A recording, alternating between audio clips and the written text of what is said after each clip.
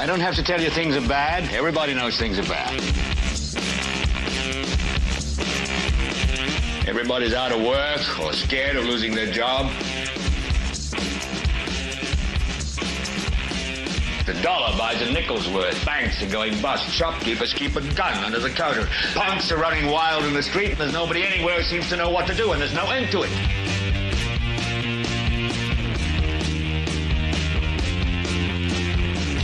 The air is unfit to breathe, and our food is unfit to eat. And we sit watching our TVs while some local newscaster tells us that today we had 15 homicides and 63 violent crimes, as if that's the way it's supposed to be. We know things are bad, worse than bad. It's like everything everywhere is going crazy, so we don't go out anymore.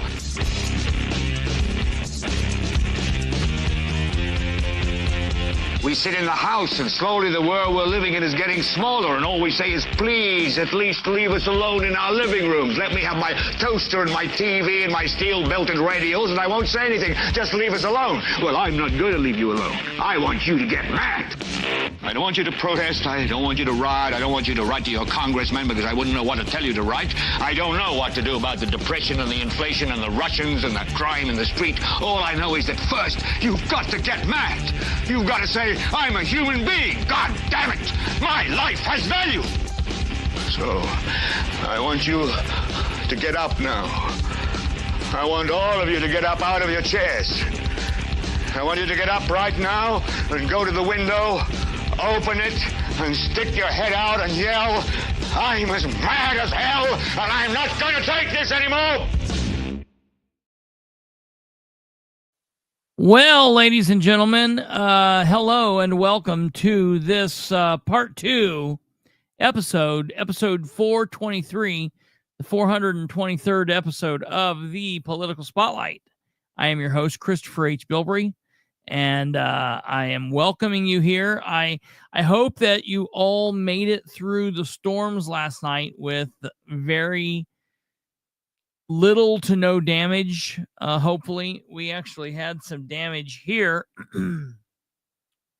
Woke up this morning and noticed that it had blown down 3 of the panels of the privacy fence. Had done some major damage to the privacy fence, so we had to fix that and take care of that. But other than that, we did not have any major damage. The one thing I will say, and the worst part about it all, was that it stuck its foot right in the middle of what I had going, which was just an amazing show that we had, and I'm really just disappointed that it worked out the way that it did. So I'm sorry about that, but it is what it is. You can't beat Mother Nature. It's going to do what it's going to do. The weather is going to be the weather, and it is what it is. Safety has to come first. So for those of you that bowed out and went to your safe spots and whatnot, I completely understand. I do hope that there are people who came back and are watching now tonight that maybe had to sign off last night to do what you need to do to be safe, because we definitely have information here that folks need to hear, and I'm going to approach this a little bit different than what I originally thought. You know, the thing is, so many programs and videos, when you click on YouTube and you watch things, they're very, very scripted out. And I would say maybe once in every maybe 100 shows, I might have something that is really, really scripted, where I basically sat down and wrote my thoughts out, and I'm basically then reciting my words that I've pre-written. That's not generally how we do it here. I normally will have a list in front of me, and I will have a couple lines to kind of help keep me on a loose track of kind of where we're going. And I'll have things written down, and it could be as simple as a couple words up to a paragraph of material, or just a couple bullet points on a card. Last night's program was one of those programs that I had a loose idea of where we were going, and even though it was fairly loose, I still had very specific places that I wanted to get, at 30 minutes into the show, at 40 minutes into the show, and yada, yada, yada. And then last night, the storm doing what it did, it just really threw us off. And then when we came back, I didn't know if I was just going to end the feed. So for those of you that have not watched last night, yeah, right. I would recommend going back and watching the show. Now, I did cut out the storm. The 30 to 40 minutes of last night's show where we were offline, I cut out. It was roughly about 38 minutes of crap. I cut that out. So if you go and you watch last night's show, it's pretty good, but it might seem a little disjointed because I did cut out a portion of the middle just because there was no reason to watch, the blank screen or to watch me when I was online going from window to window in the basement. So I did cut that out. We will kind of, I considered deleting last night's video after you guys watched it, deleting it, and this just doing basically last night's video over again tonight with the same episode number and all. And I thought, you know what? Nope, to hell with it. It's a live show. Things happen. So I put up an edit in the description, letting people know why the show seems like it did. And I thought, forward ho, we'll plug along. So we are now we're here, and let me see. Please, if you will, hit the like. If you haven't subscribed, consider doing that. And if you're here live, comment over here. If you're here in the future watching via replay, comment down below. Now, David Hall, a lot of you might not know who he is. If you're from Henry County, you may know who he is. David had just commented here. If you have not seen or watched Clay Morgan's podcast, and I don't know that Clay necessarily does a podcast. I just think that he, from time to time, will put up videos that he does when he's got a thought. For those of you that don't know Clay is a citizen of Henry County. He used to be on the Henry County Council. He was a Republican. He's a barber by trade, a preacher on the side, I guess, or maybe a preacher and a barber on the side. I don't know how he would define it. And he's put out some videos. I think that he has 2 videos that he's put forward. And for those people in Henry County, it's definitely an interesting insight. Now, I will be honest. I went back and forth on agreeing or liking Clay and not agreeing with Clay and not liking him. He did some rather strange things while he was on the county council. He would come into the county council. They were all Republican. He was a fellow Republican. But as we know, there are different factions within all of these parties. And it would seem like more often than not, Clay would argue against what the majority was doing. So the other 6 county councilors in Henry County would be in line to vote for something, and very much like Delaware County's Ryan Webb, Clay would spend 20, 30, 40 minutes arguing against something. The difference between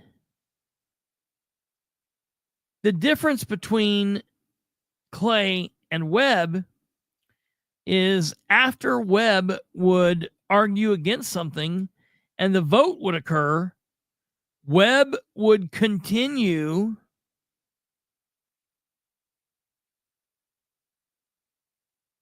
in that path. So it would be a 6-1 vote.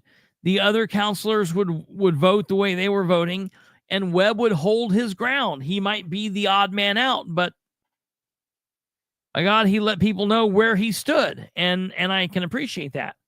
Clay, on the other hand, would argue against something for 30, 40 minutes. They would then have the vote, and he would fall right in line with everybody else. And that happened multiple times, and I kept thinking, Clay, what are you doing? This is nuts. And he would say, well, they just beat me down. No, that's not an answer, man. You have to stand your ground. Now, David said that he's, working on changing his ways, and we're all capable of change, and I hope that's true. I know that there are some people that aren't specifically happy with various things that he's currently saying, or how he says them, or why he says it. And look, it's politics. You're not going to like everything someone says. I'm willing to give Clay a little bit of a chance to see what happens, but he is going to have to work to earn that a bit more. So I have not been able to watch his most recent clip. I'm going to watch it. If you want to watch him, you can find him on social media, on Facebook, simply under Clay Morgan. And if you remember, he's the gentleman that did the really weird, like, Cialis commercial. He's the guy that did that really weird commercial at the end of his election. So they lost, and then he did this kind of strange voiceover commercial with, like, the rose and the fence and doing all that stuff. So we will have to check that out. I will watch his content, and after I watch everything, maybe do some commentary on that in an upcoming episode. So I think that might be interesting to review what he's saying, because let's face it, the city of Newcastle is facing some issues, and they've got some uphill battles to try to right the ship. And the Henry County government is in a mess as well. One of the things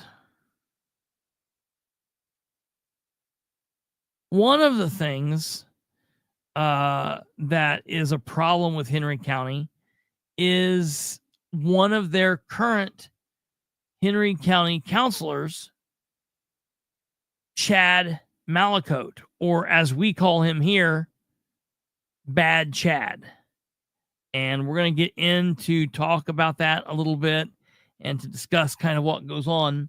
But before we get there, I do need to kind of hit the rewind a bit and just touch base briefly on what's going on with Terrible Carroll. Terrible Carroll. Last night it was easy to say. Terrible Carroll. I'll reach out to Clay and see if he'd be willing to come on. Maybe he will. I don't know. I know he tends to have an issue with me calling it like I see it. And, I just won't bow down to Clay, just because he thinks he says pretty words. I will call his ass out on things. But, he should respect that. Anybody that's a good politician or elected official, they should appreciate someone that's willing to call, the balls and strikes the way they fall. So I want to eject. I want to really quickly put up a I want to make sure that people are aware of something really quickly. Okay, I've been watching some of the social media around various posts, and there have been people talking about last night's post, and for the most part,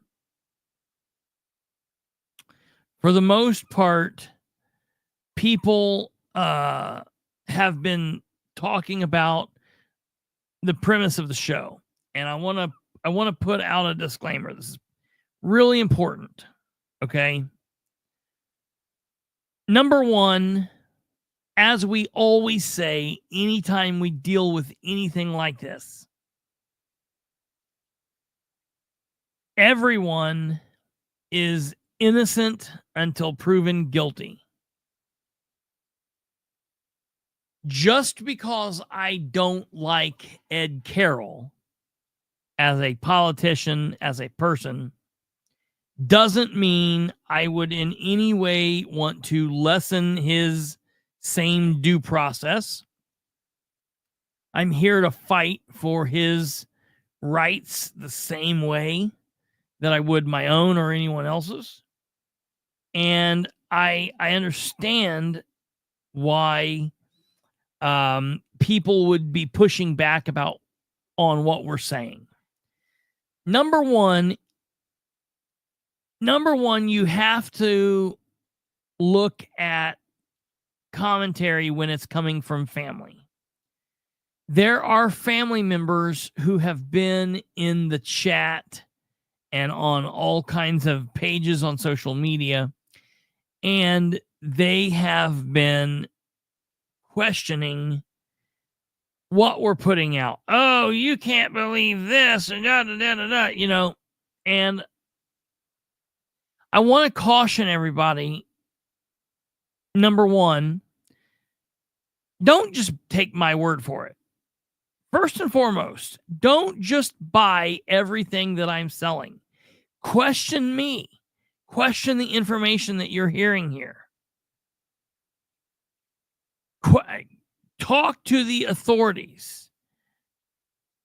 Talk to the mayor's office or the commissioner's office or the anybody, any elected official or people that might know information.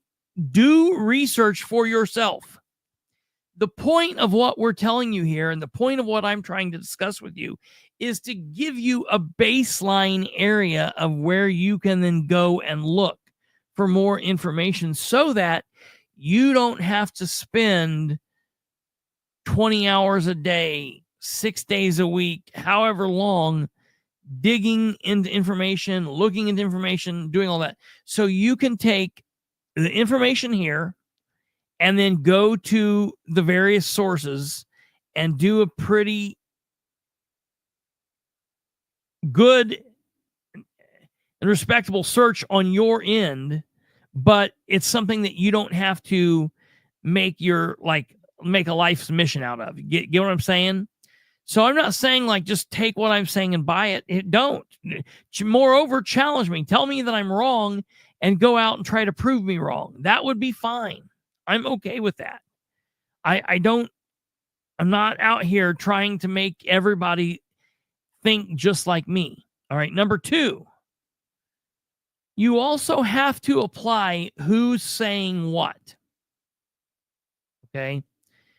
When you have me questioning the actions of Ed Carroll, and you have somebody like the current Delaware County clerk's wife coming to his defense, while I think she's completely misguided here and wrong, you could look at what she's saying and be like, well, she might be friends with him, but her opinion's based on whatever her opinion is based on. However, when you have people that are this man's children coming to bat for him, you have to take that with a little grain of salt, because I could bring you proof that John Doe is a cannibal and John Doe is the worst criminal in the world. And more than likely, John Doe's children are still going to love him. They're still going to care about him. They're still going to, you're not going to change the minds of the children. You're not going to change the minds of siblings or parents of an individual. You understand? Like, everybody pretty much gets that. We all get that. However, you need to be careful in allowing those intimate family members to change your minds, because they're not based in reality. They are based in the fact that this is their father, their husband, their wife, their daughter, their whatever, and they are such close relatives and supporters that it doesn't matter what anybody says, it's always going to be wrong. So you have to look at that and understand that. The other thing is, sometimes families are too close to a situation and they don't like to think that something could be happening. So I just want you to understand those two things. The last thing that you need to know about this is what I started with. Everyone is innocent until proven guilty. Ed Carroll is being accused of some things, and there are allegations of some activity. And he, like everyone else, is innocent until proven guilty. That being said, it is important that this information is discussed, because people need to be aware of the situations. Now, I want to be clear in saying, if this was a situation where he was cheating on his wife with somebody in the office or someone else, whatever, I wouldn't be talking about it unless it somehow affected the public aspect of his job. If he was arrested for OWI, or he was arrested for, I don't know, battery or something, those might be newsworthy stories that would get a blurb, but I wouldn't go crazy into them, because as long as they don't affect the way that he will run his office and do his job, then I don't care about the personal. However, when talking about allegations of this manner, okay, we have to look at what they are. We have to look at how serious the allegations are, what they entail, and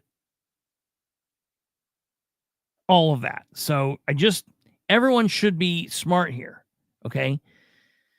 I'm not trying to convict him before he gets his say, his day in court. But the fact that this man and Councilor Ryan Webb, America's Councilor, said it so clear.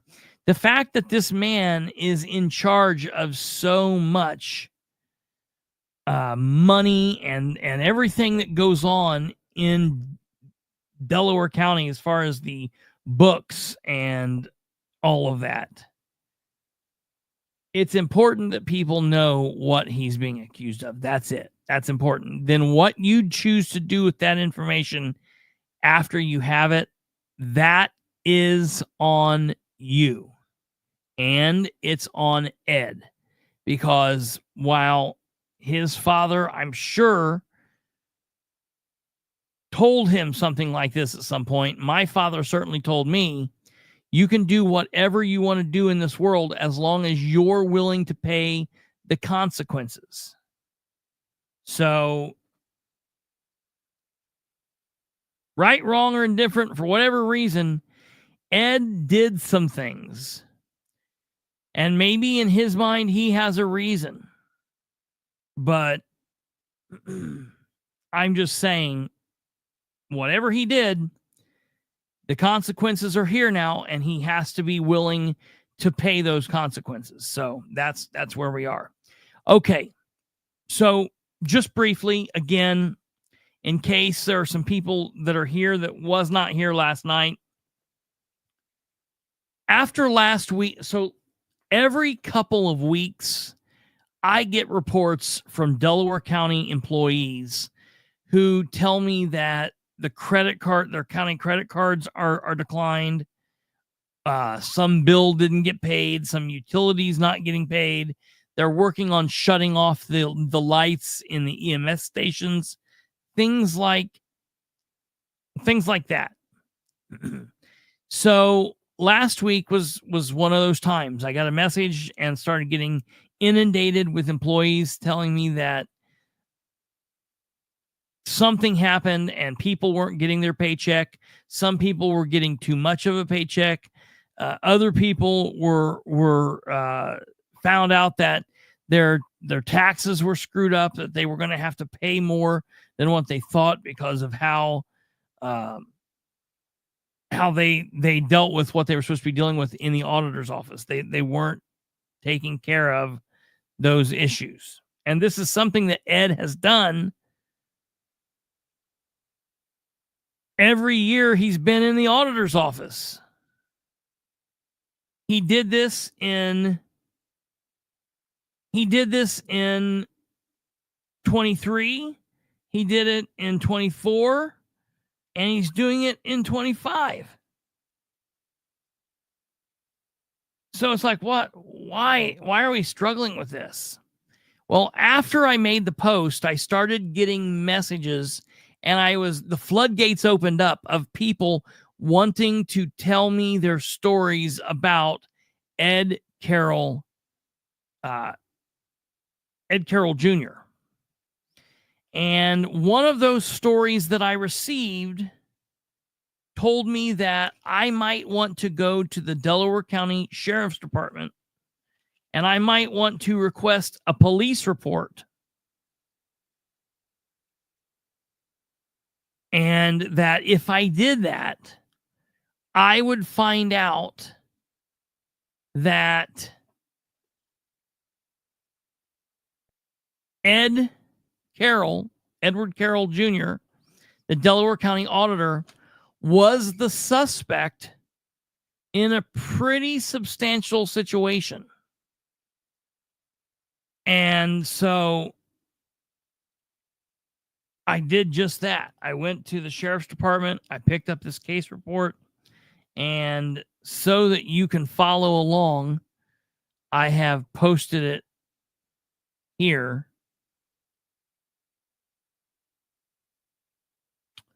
And this is the cover sheet. There are some blurred out places on here.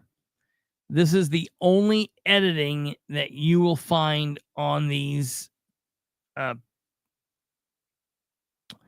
There are blurred places here you're going to find on these next couple sheets. And what I've blurred out has been addresses, driver's license numbers, and dates of birth. Other than that, what you're getting ready to see is not edited in any way. Okay. And Stumblefoot said the Popo never lies. And, they clearly have a possibility of lying. Now, I will say this is not just a case where they've come together and they've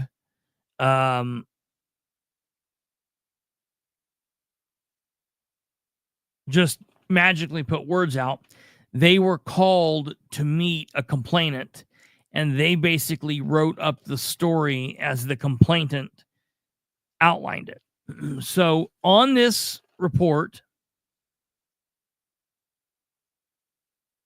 which was taken on the 26th of March, you have 3 subjects listed. The suspect, Edward Eugene Carroll Jr., the victim, Edward Eugene Carroll Sr., that's father and son, and then a daughter, Tamara Dunda. Obviously, that's you wouldn't know that that's the daughter, but I do because of situation. Okay, now going into the report, we can see what she said here. All right. And here's the narrative. On 3/26/25 at approximately 10:07 a.m., Deputy Dan Waters was dispatched to 10301 East County Road 500 North. I arrived on scene in full uniform in my fully marked patrol vehicle. I met with complainant Tamara Dunda, and then it goes on to say, Tamara stated that her brother, Edward Carroll Jr., had been her father's, Edward Carroll Sr.'s, power of attorney.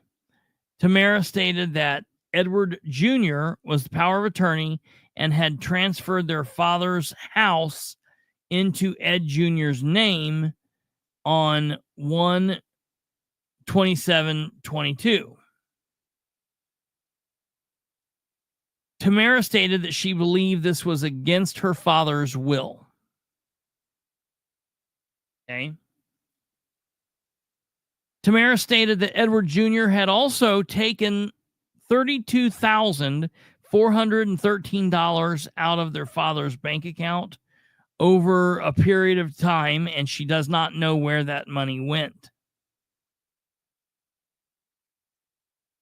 Tamara stated that Edward Jr. had also been receiving their father's VA, that's Veterans Affairs, checks at Jr.'s address in Daleville.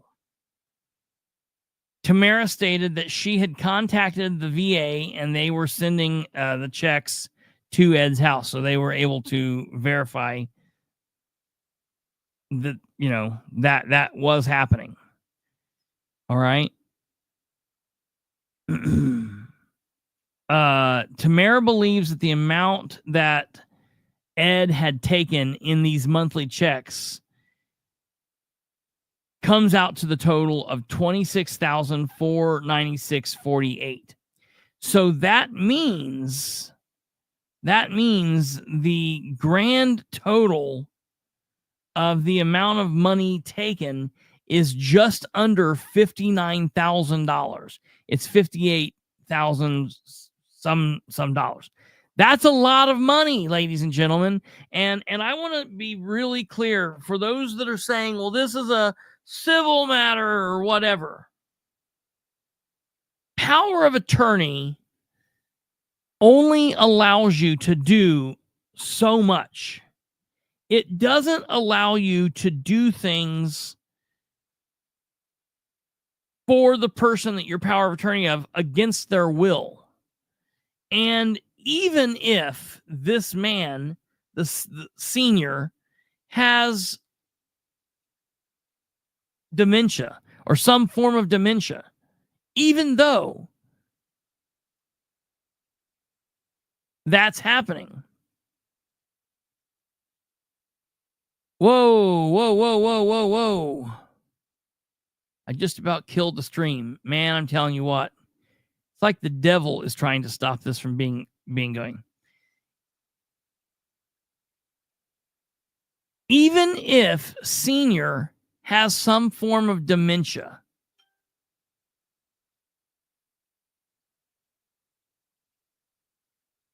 number one, it doesn't mean that he's just completely out of it and he's never at himself and he can't make any decisions. And I'm going to tell you, from my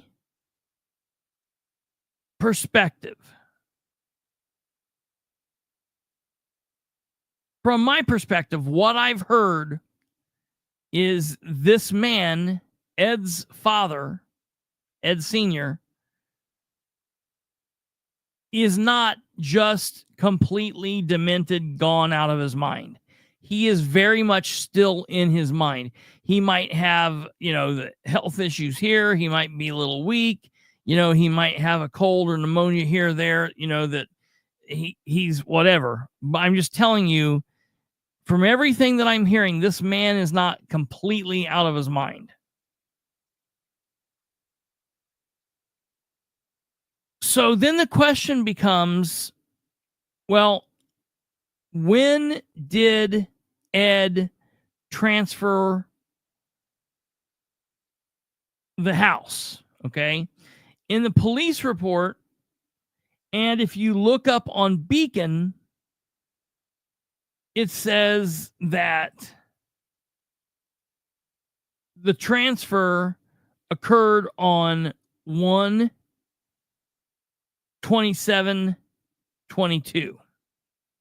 1/27/22. Let me go back here and look. Okay. This would have been right in the middle of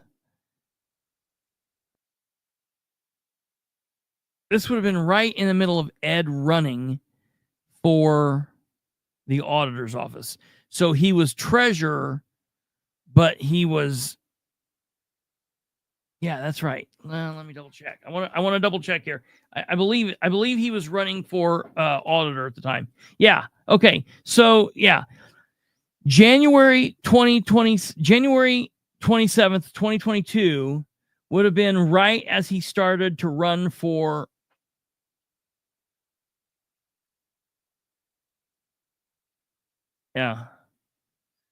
because he ran for auditor for the very first time in May and November of 2022. So that's what happened here. Okay.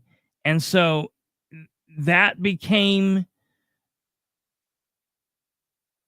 his property then, and then he became auditor on January 1st, 2023. So a year later. Well, the question is, with that situation is, did his father want him to do that for some reason?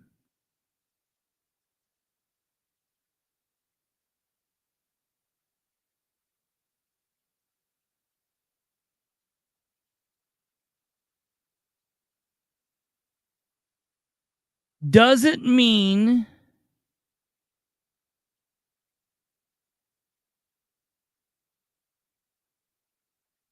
there's money, an amount of money? Did Ed buy the house from his father? Is there a paper trail? Is there money that we can follow?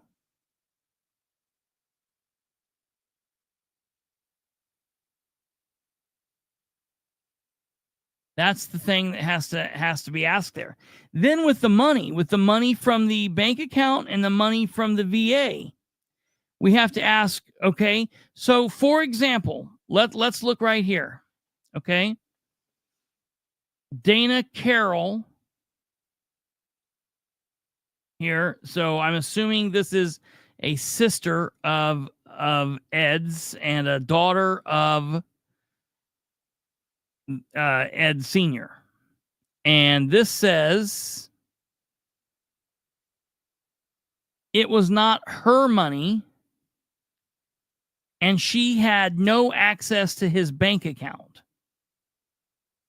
Because she doesn't know where the money went doesn't mean it was stolen, especially since Ed Jr. was paying Ed Sr.'s bills from this account. Except for on February 25th, 2025, when Ed Sr. revoked Ed Jr. as power of attorney and put Tamara in charge as power of attorney. At that point, Tamara can then look into the bank accounts and go as far back as she wants to and look and see, or as far sideways or forwards. And in doing just that, she became aware of an issue. Now, obviously, this is now becoming a he said, she said in the situation. And I'm not going to get into playing all of that. I just want everyone to be aware. And when I say everyone, I want Dana Carroll to understand that I am also aware of some information that completely discounts what Dana is saying. I am aware of some evidence that makes it seem as if Ed Jr. did this in a underhanded way. My question becomes at that point, let's wipe all this away.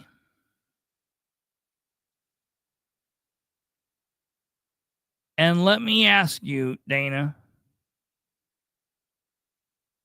if it came out, if the information came out that Junior did take advantage of Senior, would you be upset with that? Would you be upset with that? Would you want something done about that?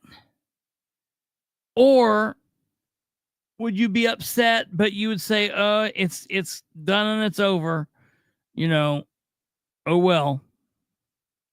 The other question is, if it was, say, a nephew,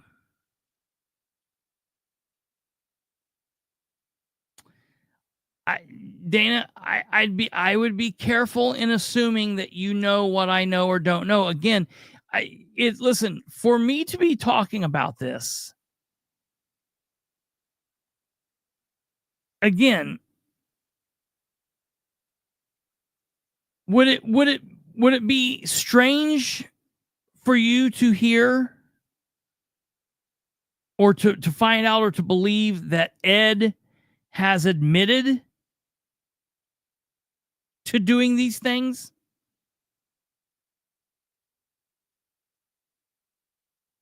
And listen, 1000%. Like Kate's saying here, he is innocent until proven guilty. I'm not saying that he's guilty of any of this. I'm just saying the evidence that I have seen and the evidence that I have heard of and the evidence that I am aware of, to me, makes me believe that Ed should have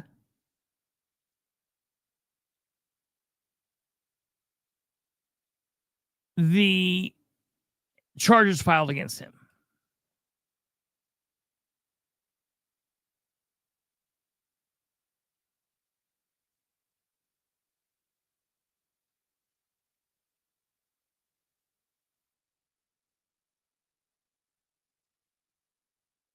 However, we can take this and throw this out the window, because there's the whole other situation of Ed and his partnership with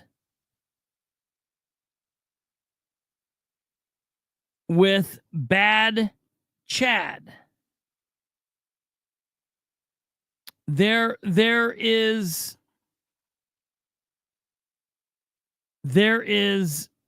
all of these allegations that have nothing to do with personal family matters.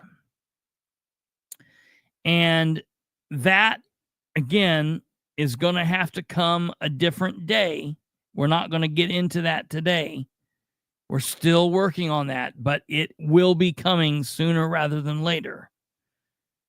But there are the allegations of using the office for their private gain.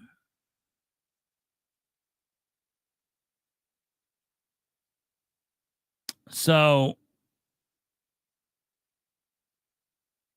we will talk about that another day. That, however, then brings me into Bad Chad. And for those of you that signed off and went into storm mode yesterday, a lot of you might not have seen or heard me even talking about the Chad situation. And I want to bring up to you that is just completely wild in and of itself. Now, I'm going to pull up this Henry County Council meeting, and we're going to watch a little bit more in depth of this meeting.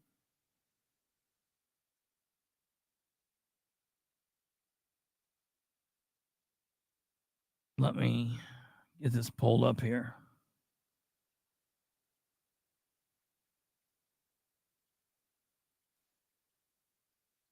Come on.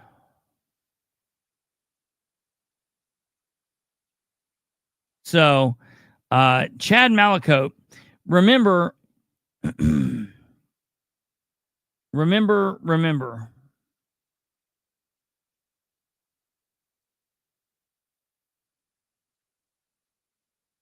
Oh, I'm going to be there.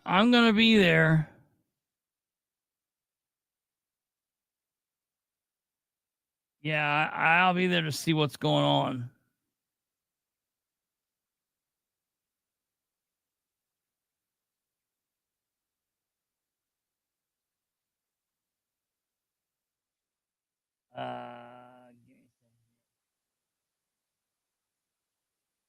Stumblefoot.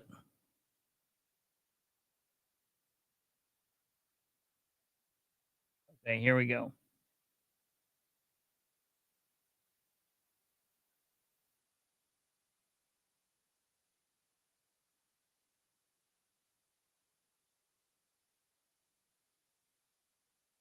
Okay.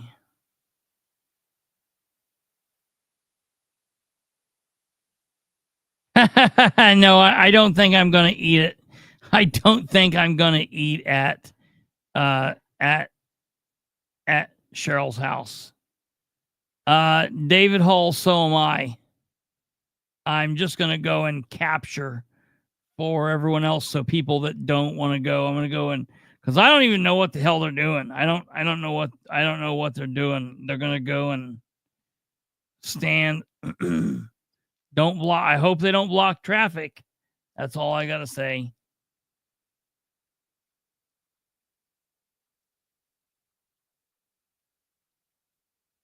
Okay, here we go.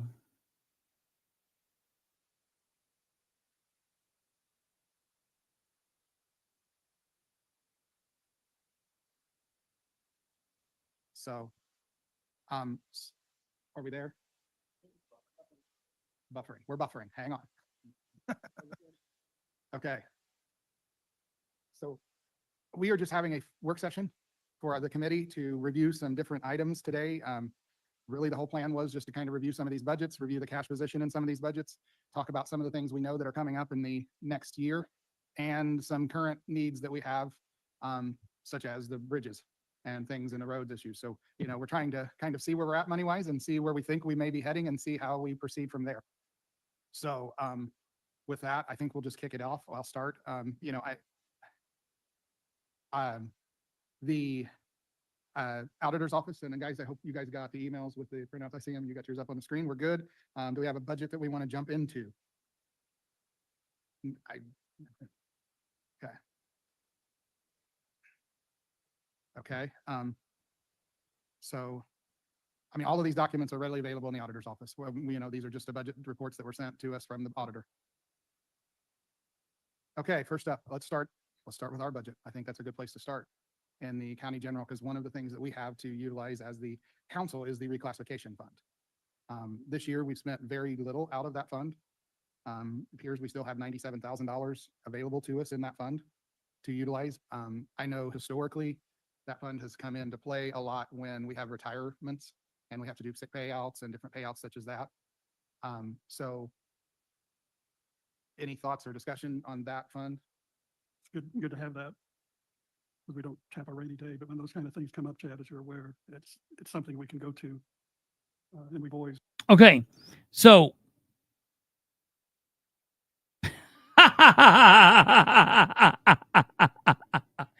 oh, ejac. Okay, so what we're watching here, ladies and gentlemen, is the Henry County Council.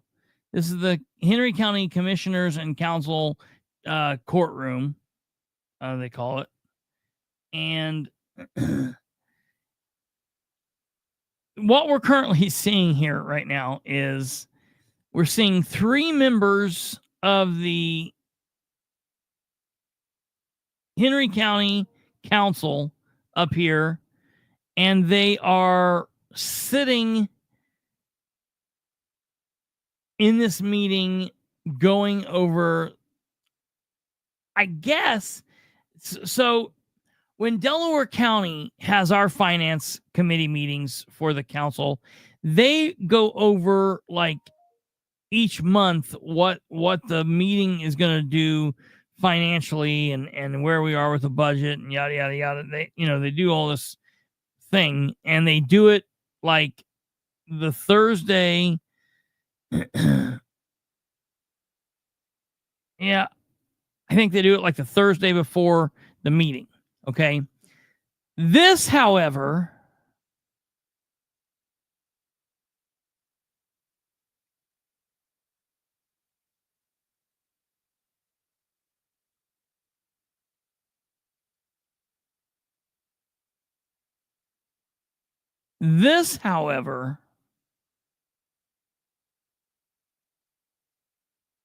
is a weird kind of finance committee, because apparently they are wanting to talk about larger like the overall budget and what's going on in 2025 and 2026. In my opinion, this should have been scheduled as a standard full council work session or finance committee or whatever, and then everything would have been smooth. But instead, they wanted to try to do it in this weird way. They used to do it by going to each other's houses, and they got in trouble for that. So now they're coming here. And so you don't have a quorum down there deciding or voting or whatever. It's 3 people. Okay. Then in the auditorium, we only see 2 adults. We see Travis Week right here with the laptop. He's a reporter. And then we see the Henry County Commissioner, Susan Hoon the Loon, with her 35 kids.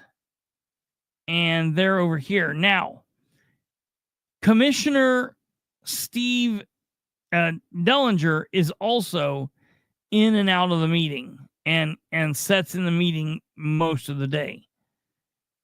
Well, why does that matter? Because having two commissioners there, that's a quorum of commissioners. Yet the council never says anything about that. That's never a problem, because I don't even know that they ever, I don't know that they spoke together or whatever. So that's fine. They're perfectly fine to sit there. There's no issue. They can sit there and observe this. Bobby Plummer, former commissioner and current elected county council member, is in here, and Chad has a problem with this. And I'm going to tell you why I think he has a problem with it here in just a moment, but we're going to continue on. So Chad has a problem with Bobby sitting in the auditorium. She's not interjecting. She's not, I mean, to my knowledge, she's not in any way, we don't see or hear her doing anything. So she's no different than anybody else at this point. Okay. So this is a work session for the county council. It's nonsensical, but all right, we'll continue on here. So that's what's going on here. Use the bulk of that for one legal reason or another. Unexpected things pop up every year, and it's good to have that. Yeah. I may be wrong, but, and I'm looking through the actual 19-page general fund report that we've got, and it's hard to separate because they're not split by, they're just in order. They're not split by department. But I do believe we have a line item in there for paying out sick pay for retirees. Okay, you guys added that into the budget? Yeah, sick pay compensation. I found it. We have Into- $135,000 Into which budget? council's budget. Council budget. Okay, that was not on this sheet. It is. It's in the general fund, Okay. and it's 061 1000.02 sick pay compensation. It's just not in the 19 pages that, It's in the 19 pages. It's not in the reclassification page that was printed out separately for it. okay, so that part's taken care of. Okay. That's been a placeholder for when we did all the changes 2 years ago. that we probably, Shannon can kind of express, we put several $100,000 in that because of, Yeah, to make decisions later. We did that. yeah, as we were waiting. But this with year we decisions. placed 100,000 into reclassification as kind of a buffer, knowing that we might have to reallocate some of it later. But having not budgeted for payouts of retirees and of the like, we actually did budget $135,000 for that this year. Okay, that is good. I know in the past that when I was here previously, a lot of the times that would be utilized for different out of the norm things that would come to fruition. But we didn't quite have the general fund additional appropriation budget that is in existence right now. So that may be an option for some potential, if we've got to come up with a few dollars. Because I know one of the big things and one of the big reasons this meeting was prompted was road closures. I know we've got three, Joe, is that correct? We've got 3 different roads that are currently closed because of issues with the, and you know, looking at those, they can range from just a few dollars, tens of thousands of dollars up to hundreds of thousands of dollars in repairs to get them done. So Am I correct? I watched the commissioners meeting. Susan, I don't know if you know or not, but didn't Braden talk about he has some things on order for those roads that are closed, the culverts or whatever they are? I don't remember what the time frame was, but I remember him talking about it. He's not here, but those roads should be back open this year, maybe, if we're lucky, if all that stuff comes in. So it's not because we don't have the money, it's because we're waiting on culverts, if you will. Yeah. We don't have a mic up, but whatever, I guess that was my understanding. If I'm wrong, feel free to speak up. I don't need exact times, but those dollars are accounted for in the highway budget somewhere. Please go ahead if you want them up. And Hello? When I read somewhere where there's a rebar shortage as part of the weight. Yeah, that's part of the problem. Let me give you an update on where. yeah, that would be great. Thank you, Joe. I talked with Braden this morning, and the 3 culverts he's getting quotes on. He's got quotes from one supplier. He's getting quotes from a second supplier. Right now, we only know of two suppliers in the state of Indiana. One's in Maxwell, Indiana, and the other one's in Southern Indiana. JJ's it's called, for a concrete box, precast. I talked to the people from Maxwell at Road School. They're 6 to 8 weeks out on rebar alone. Okay, once they get the rebar, then we have to get in the schedule to be made. That's exactly right, David. Then the culvert They has do to that. be made, and then it has to set up to be able to haul it, to bring it to us. So he said June, July is the earliest you're going to see them right now if you ordered today. So Braden's looking at to get some of these done and get these roads open, is taking maybe $500,000 out of road paving. Go toward these culverts is what he's talking about. The boxes they're in bad shape. I had my eye on them for a while, so it's, boils down to money. And we can get those 4 done. I'd like to see those done by the end of August, but it's going to depend on how quickly we can get through the culverts and how, what kind of schedule we can get with the contractor to put them in. Are these what's known as NDOT as small? Okay. They're not bridges, are they? So They're large culverts. They're less than 20. they're feet talking about random in span. Anything over 20 or over. Henry County government. All right. And at this point, Chad's the man in white. Okay. Chad's the president here.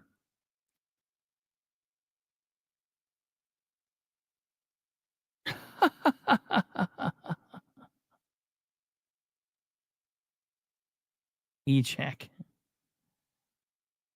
So this is pretty standard at this point. Now, we move along and everything goes pretty smoothly until about the 23-minute mark. Now, I want you to listen to this. You need to put a load limit on some of them. So this is not just here. I mean, I've got the same thing in another county, and load limits popping up all over the place. Sounds like road limits are not as catastrophic as closures, but Well, there's limitations, especially if you're talking farmers and semis and heavy equipment. well, when you have a solar farm with a route that was supposed to be used by their trucks, and you put a load limit on it, kind of that's a cramp in their style. Talking about Randolph or Henry? Randolph. Okay, so we need to take about a 10 or 15-minute recess to take care of something really quickly, but we will be back. We just need to take a quick break. Shannon and I need to go do something with Joel, and then we'll be right back. So sorry about that. Now, if you notice, Joel's not in this room. So unless you know who Joel is or what's going on, you're like, wait, what? Who? Is this their code for they need to go to the bathroom and take a number 2 in different stalls while touching their feet together? Or like what does this mean? Well, for those of us that happen to know about what's going on, we know that Joel is the county attorney. Normally, the county attorney would be sitting right here in one of these seats, but he's not here today. And it would be, he doesn't need to be there. It's just strange that while this guy's talking, in the middle of this guy talking, he's like, okay, wait a minute. Everybody sit tight. We've got to go do something for 10 or 15 minutes with Joel. So what is that? It makes me now think,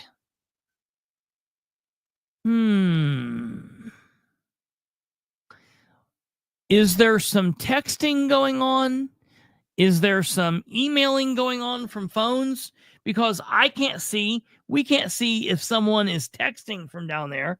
So I'll say this, because of what I've witnessed here, it caused me to put in a record request yesterday after all of this, because I think what we're going to find is,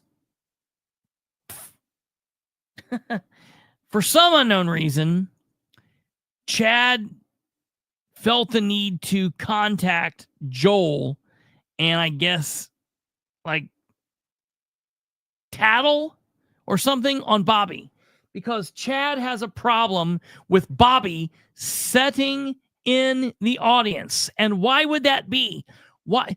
Chad does all of these things. Chad worked with Ed Carroll at the Delaware County government in the auditor's office. And Chad quits. And Chad walks his happy little ass into the room and tells everybody, I just quit up at Delaware County because I'm tired of Bilbrey saying things about me. Okay?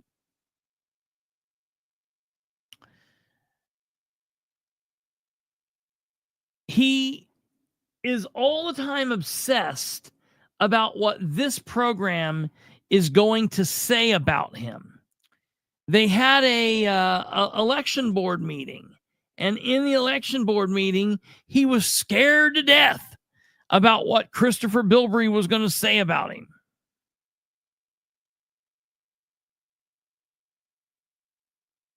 Why is this guy so caught up with that? You would think if everything he was doing was above board, everything would be okay. But if he's doing things that are causing people to question him and he is afraid of getting called out for these things, then his behavior makes sense. So hopefully I will have these record requests soon. It'll be interesting to see what, if anything, I get from them.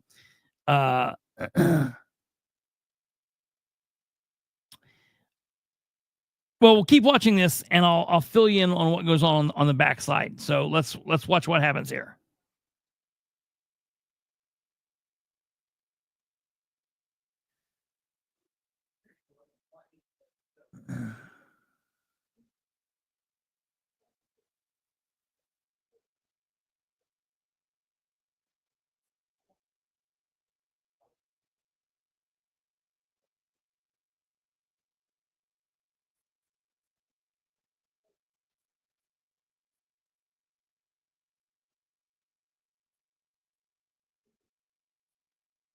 We'll try to fast forward here a little bit. I don't want to miss.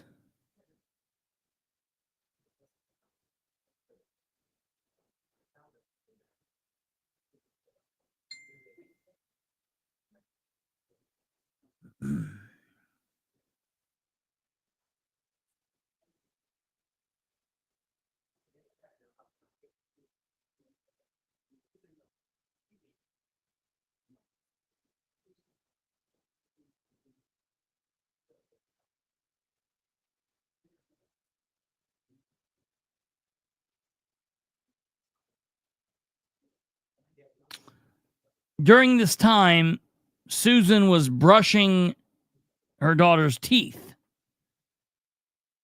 It's like, don't we think that there might be a more appropriate place to do that than in the middle of... Okay, now, look. Right here, we see some movement. Let's see what this is. Bobby just got up. Now, whoa. Bobby just got up and is getting called away. Now, all of a sudden,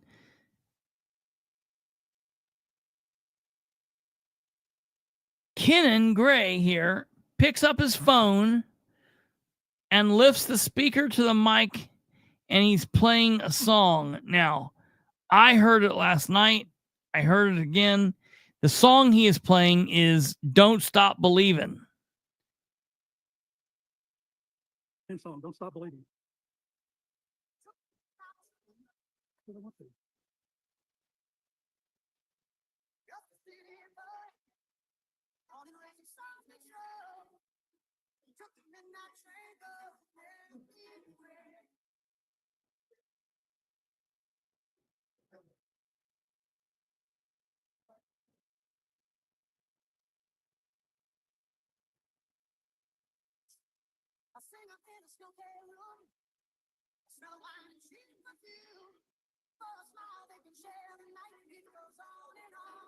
Okay, here we go. We're getting ready to come back in.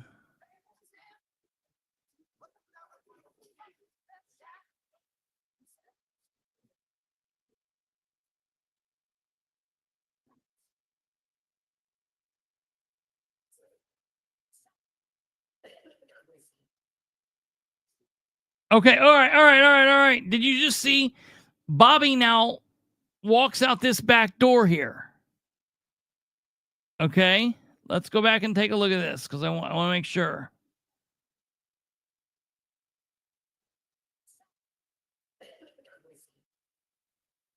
All right, there goes Bobby. Wait, why is Bobby not now sitting back down? All right, let's watch.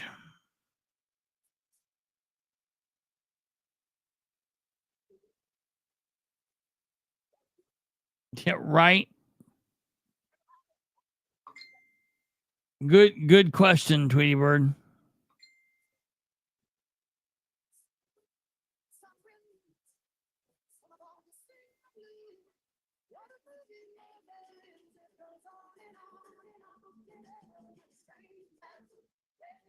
Better than me singing.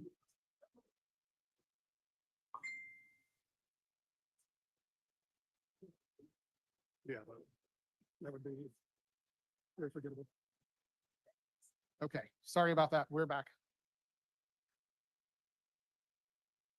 So Joe, thank you for all the great information. I mean, I think it sounds like Braden at least has somewhat of a plan at this point on where to go.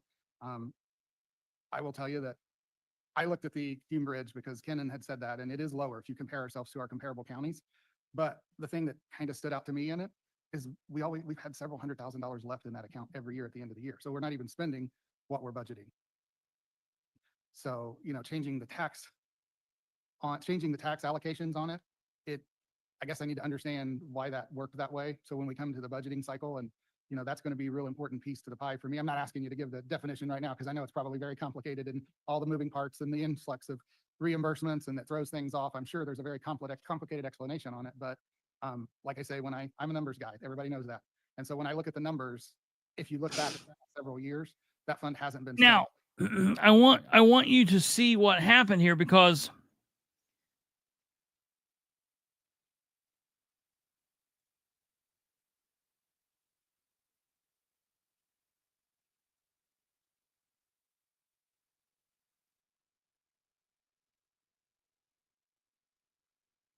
stand by here. I'm getting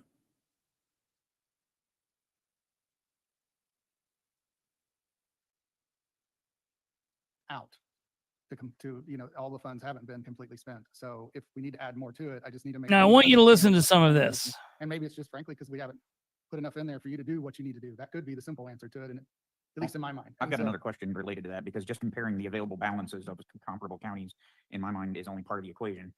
Do we have what they actually spent? Because we could run our balance up by not doing any work. But if they're not doing any of the work, they're going to run their balance up. So we only have half the information in mind. We do, and the AIC report gives us the budget. It doesn't give us the expenditures. So, you know, that's where we are kind of at a disadvantage, and because we don't see, okay, if ABC County budget's 1.4 instead of 900, but if they only spend 650, you know, I don't know. So I know it's a very complicated, like every single factor that comes to government when it comes to finance is extremely complicated. So that when we get around, and I think is Mike and Bobby your liaisons now, I think, for the Bobby for the highway department. So that would, you know, definitely trying to make sure that she's got that up to speed for the budget session, because I think looking at the list that was provided of those 30 problem childs, if you will, I definitely see there's a need. We need to figure out the math and understand what the actual math is and how we make it work and how we can budget for these long-term, because I know some of these on these lists are immediate needs, some of them are long-term needs. And then we still have the option that was discussed at our work session of, you know, potentially a bond, depending on how things shake out at the State House this year, which none of us have that crystal ball, unfortunately. Weren't we going to have a decision by Lisa Lee or on whether or not we could bond for those? Have you heard anything? I spoke to Jason about not too long ago, and at the time I spoke to him, it was an RDC deal. He still had not gotten Lisa's opinion yet on whether or not we could. She seemed very adamant that we could not for roads, but culverts, they fall in a weird category that I don't think are defined. I mean, you know, that's not spelled out, and it's, you know, playing in the gray, and we, you know, that gets sticky in the government and the way the WIC rules around. And so I don't think it's a simple answer, and that's probably what's taken her so long to get to it. I know, having been your liaison for the previous 6 years, the reason that you've not spent is because you don't have enough money to do the major projects, bridges that need to be done. And so you hold back. I know one time we met, you said the average small bridge over 20 feet, 25, 40 feet was $350,000. And that's gone up. So one larger bridge probably could not be funded by the Hume Bridge fund that we have in this county. And he gave a thumbs up. So I don't think we can look at balances and make decisions.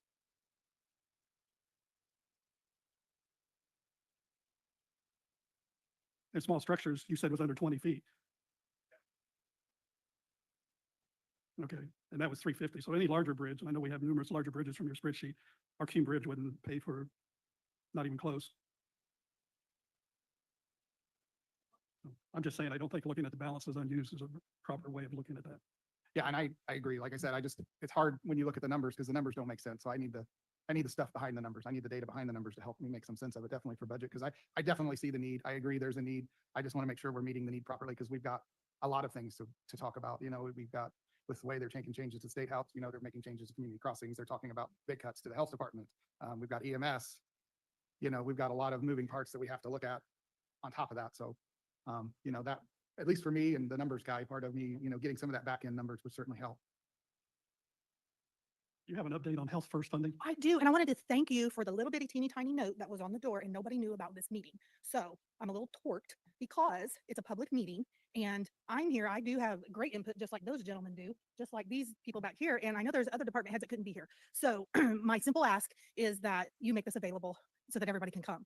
Okay, so with that said, The auditor's office did not send that out? 'Cause I have a absolutely text not. that She was going to notify No, the sir. departments. Did that come to a department? Did that come to all It county or a doesn't. Okay. department head? No. Because the auditor's office is who advertises any type Mhm. of structured And meeting. it wasn't even a half sheet of paper, Chad, that was on one door originally. Somebody happened to see it and asked that it get put everywhere else. Okay. And then word of mouth happened.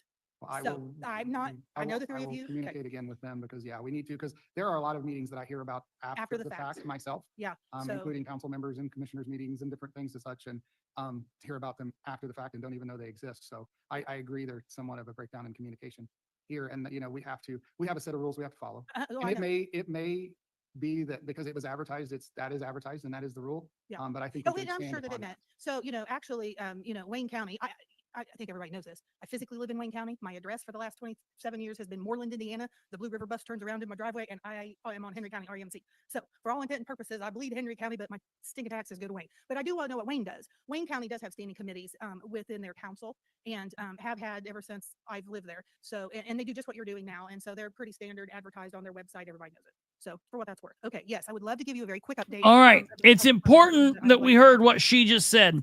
So she is chastising them, rightfully so, and I'm glad that she did that. And I like what Chad did there. Chad does what all elected officials do.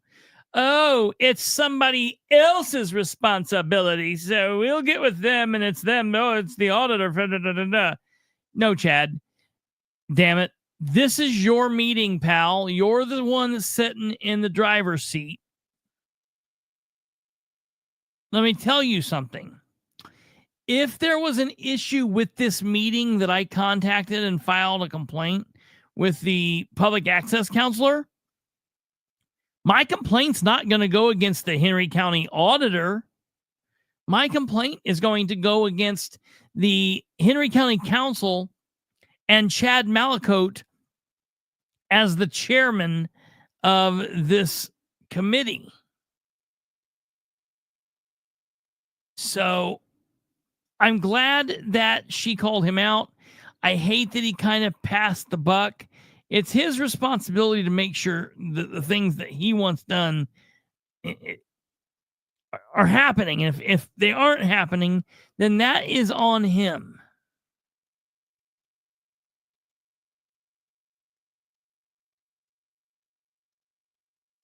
So hold on here. Let me see where we're going now. All right. All right. So here we go. Council to know ahead of time. So immediately, Governor Braun has removed 50 million from the 150 million that we were told that we would be planning our 2026 budget from. And that isn't going to change, that I can tell. So sending our immunization grant, the remaining of it, and then after March. So moving on specifically to us, then on just to a reminder. So in 2025, we received in septics and all of that. Nursing always functions in a deficit. It would split out. It wouldn't be the magic math, as you put it. I just call it smoke and mirrors math, but yeah, I it's like same that too. difference. And it scares me because I don't know that they'll divvy it up that way. I think they will hit us. I don't think they'll say, okay, 500,000 divided by, or 50 million divided by 95. Okay, everybody loses X. Mhm. I'm afraid that some folks are going to lose X, I'm going to lose Y, and they're going to be based on population, and it's going to get chopped up. Do you have any idea when they're going to give you a definitive answer on what you're going to? We've been told that we can, with the deepest respect for Memorial Park, the deepest respect, because Park. The EMS lit and how it is distributed.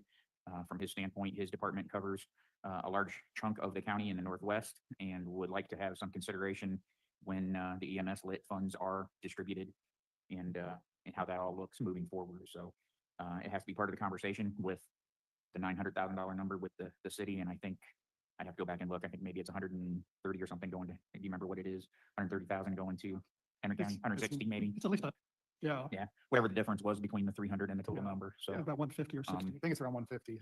Yeah. so from the council's perspective, we're talking about local income taxes and how it's budgeted, but actually how the needs are met of the county and all the residents is not something that the council has control over. So, Did we, my memory's not what it used to be. Mhm.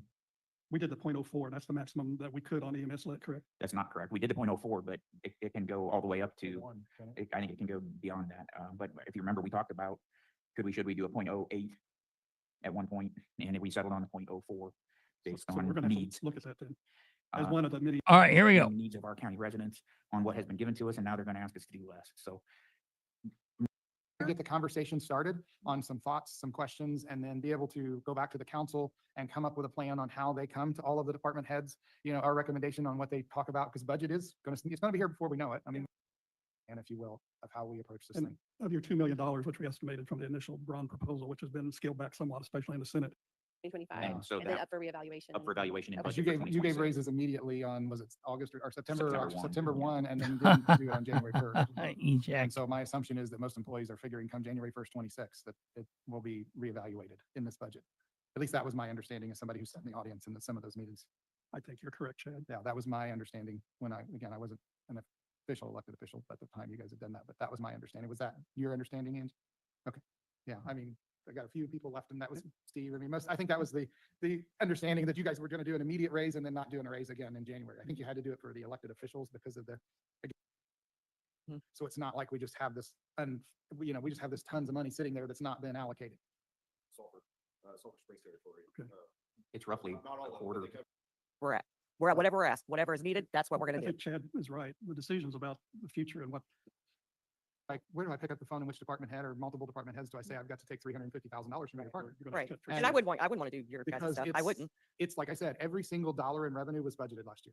There's not a single penny. I mean, yes, we have $7 million in unappropriate in the general fund right now. So if the roof starts leaking, we can fix it, but you can't live off your savings in a long-term scenario. Or if water starts coming in through walls. Yeah.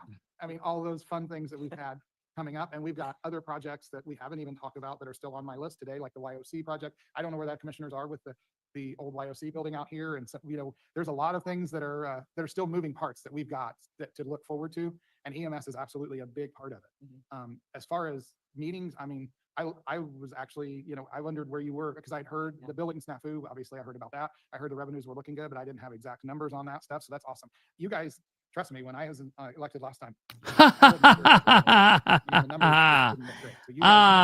That's coming. I'm sure, Kate. I'm sure that's coming. And turning it into a very viable operation. And that's the only reason I will tell you, I'm the one who said. Yeah, we need David to Hall, start we did a big with- show on with that. those I don't know numbers if you and were really watching numbers that night or as not, a but we did a awesome- big this show on fiscal that. year, I'd rather give a the money to the county if the county couple, can weeks operate, ago. And if we have to give 600,000, if we need to give 400,000 to the county in addition to what you guys already did, and it operated that way. And I do understand that we never gave it to you as an option. And there was a reason for that, because we had committed to the hospital. We know the need that is there. No. That need is still there. But when it comes to a whole bunch of residents in the county not having coverage when it comes to 911 service, then we are going to have to redirect. I don't think we have a choice. And Well, you and can ask us from my that, but standpoint- especially like, I know you texted me and I was like, Yeah. leave us out of this discussion because Right. that was between you and the city. Now we're somewhere else. We are, Now and it's some, it's I think we're at the different. point where we're going to have to make decisions about what are our statutory requirements to the residents of this county? How do we meet them and what's it going to cost? Right. And there's a lot, obviously Middletown was kind of left out of the discussion last year. I know there's a new ambulance service going on down in Knightstown that I have had one phone call about. It would be nice if we had the ability to have a discussion amongst everybody to Yes. understand how the residents of this county, I'm 100% on needs are board for that being right met, there. Every and EMS place. are we doing yes. things that are above and beyond needs being met? Maybe we can't. Maybe we can't afford to do things above and beyond. And needs being honestly, met, we put, but that's a lot of burden on the city EMS to ask them to cover the entire county, It is. especially, It's a and lot of because burden on if any this person, if individual this group. service doesn't have someone to respond in this service, they're going. There's no question. And We- that's not We fair. need to have a cooperative discussion where everybody involved in providing ambulance services to the entire county, all the county residents, has some discussion about what they're capable of, what are our expectations from the state, how Right, and can it we just seemed afford it went straight to money instead of Well, it you always have does resources. because we don't have enough. Yeah. right? That would be the best case scenario, and I was gonna come up here and give my spiel about what's best and what's not best, but if you. Talking, I know you got a big voice, I but can't hear just you. because I will get comments if you don't, man. if you're I talking- was going to come up here and give my spiel about what I think would be best for the county, what I think, as everybody knows, I'm kind of pulled between both places. But if you want the downright truth, Newcastle EMS does a good job. Brenda Grider, the lady talking. Henry County EMS could potentially do a great job at taking care of Henry County residents. Our department is not structured to do that like theirs is right now. That's why we have always held the position of we want to go support the hospital and work out of the hospital because Henry County EMS, since we took over and rebuilt that service, has done BLS transfers and discharges and stuff, emergent transports out of the hospital. That's what we have focused on. We have also done 911 calls out of nursing homes, and we have backed up the city of Newcastle EMS. However, that is not our primary job. So that would be like taking, somebody from a factory and telling them to go run a grocery store. We can do it. We can figure it out, but we just haven't spent our time doing the 911 calls in the county. It would be difficult to do. We could do it. Do I think that it would be hard? Yeah. Do I think that we're ready to do it tomorrow? No. The lady speaking, Brenda, was Mandy Fleming, Henry County EMS director. Think that the best case scenario is Newcastle EMS continues to take 911 calls in the county with their ALS trucks. Yes, I think that would probably be. And the then best case. Luca However, Raines, the Henry really honest, County the update that EMS we received was assistant in the director. newspaper Whenever Chad said something in that work session about hiring a private entity to come in or bid out a contract. I didn't. I said, is that an option? Oh, I mean, yeah, I think okay, we're so looking whenever at- we I got never the said we newspaper, need I to do- about fainted in my office. Like, oh my God, this is the worst case scenario. It'll close everybody down because that's happened. If you look in other places, get into the history of EMS. Rural Metro did something like that up in a northern Indiana county. They bid real low, and their county was like, yeah, this is a great idea. They came in, they shut every other EMS service in that county out because they just lost all their business. And then whenever their next bid time came, they ramped the prices up threefold. And then now everybody was stuck because you didn't have somebody else to lean on, and you really are only left with this other service that just didn't really provide good patient care to begin with. I just don't want to see I live in Henry County. I'm born and raised. My parents live here. My grandparents. I don't want to see that for the residents. Whenever I saw that, I about had a stroke in my office. I was so worried, and I was just like, I wish we were involved in that meeting. That's why we came here today. The best case scenario would be to be able to keep Newcastle EMS in the county and do that. Unfortunately, like I've told everybody else, if it comes down to that, where you put out a bid for another service, Henry County EMS would step up. We would have to say, yes, we can do 911 in the county. Give it to us. We would do it. I don't want to do that. I think the idea though is, You know what I mean? as Chad said earlier, and that's Commissioner ultimately, Downer of course, was Steve back nodding his there, head, is we want the best possible care for Yes. our residents at the best possible cost. Yep. And from my standpoint, hearing everything that's been said. Okay.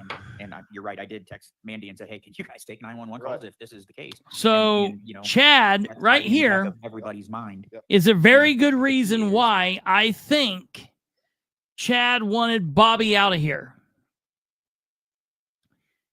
Chad is talking about, and has been talking about, will be talking about privatizing EMS. Getting private EMS bids, and that's not something that the council handles. That's outside of the council's purview. All right. And we've jumped around and not listened to the whole thing, and we've got a little bit more to go here. But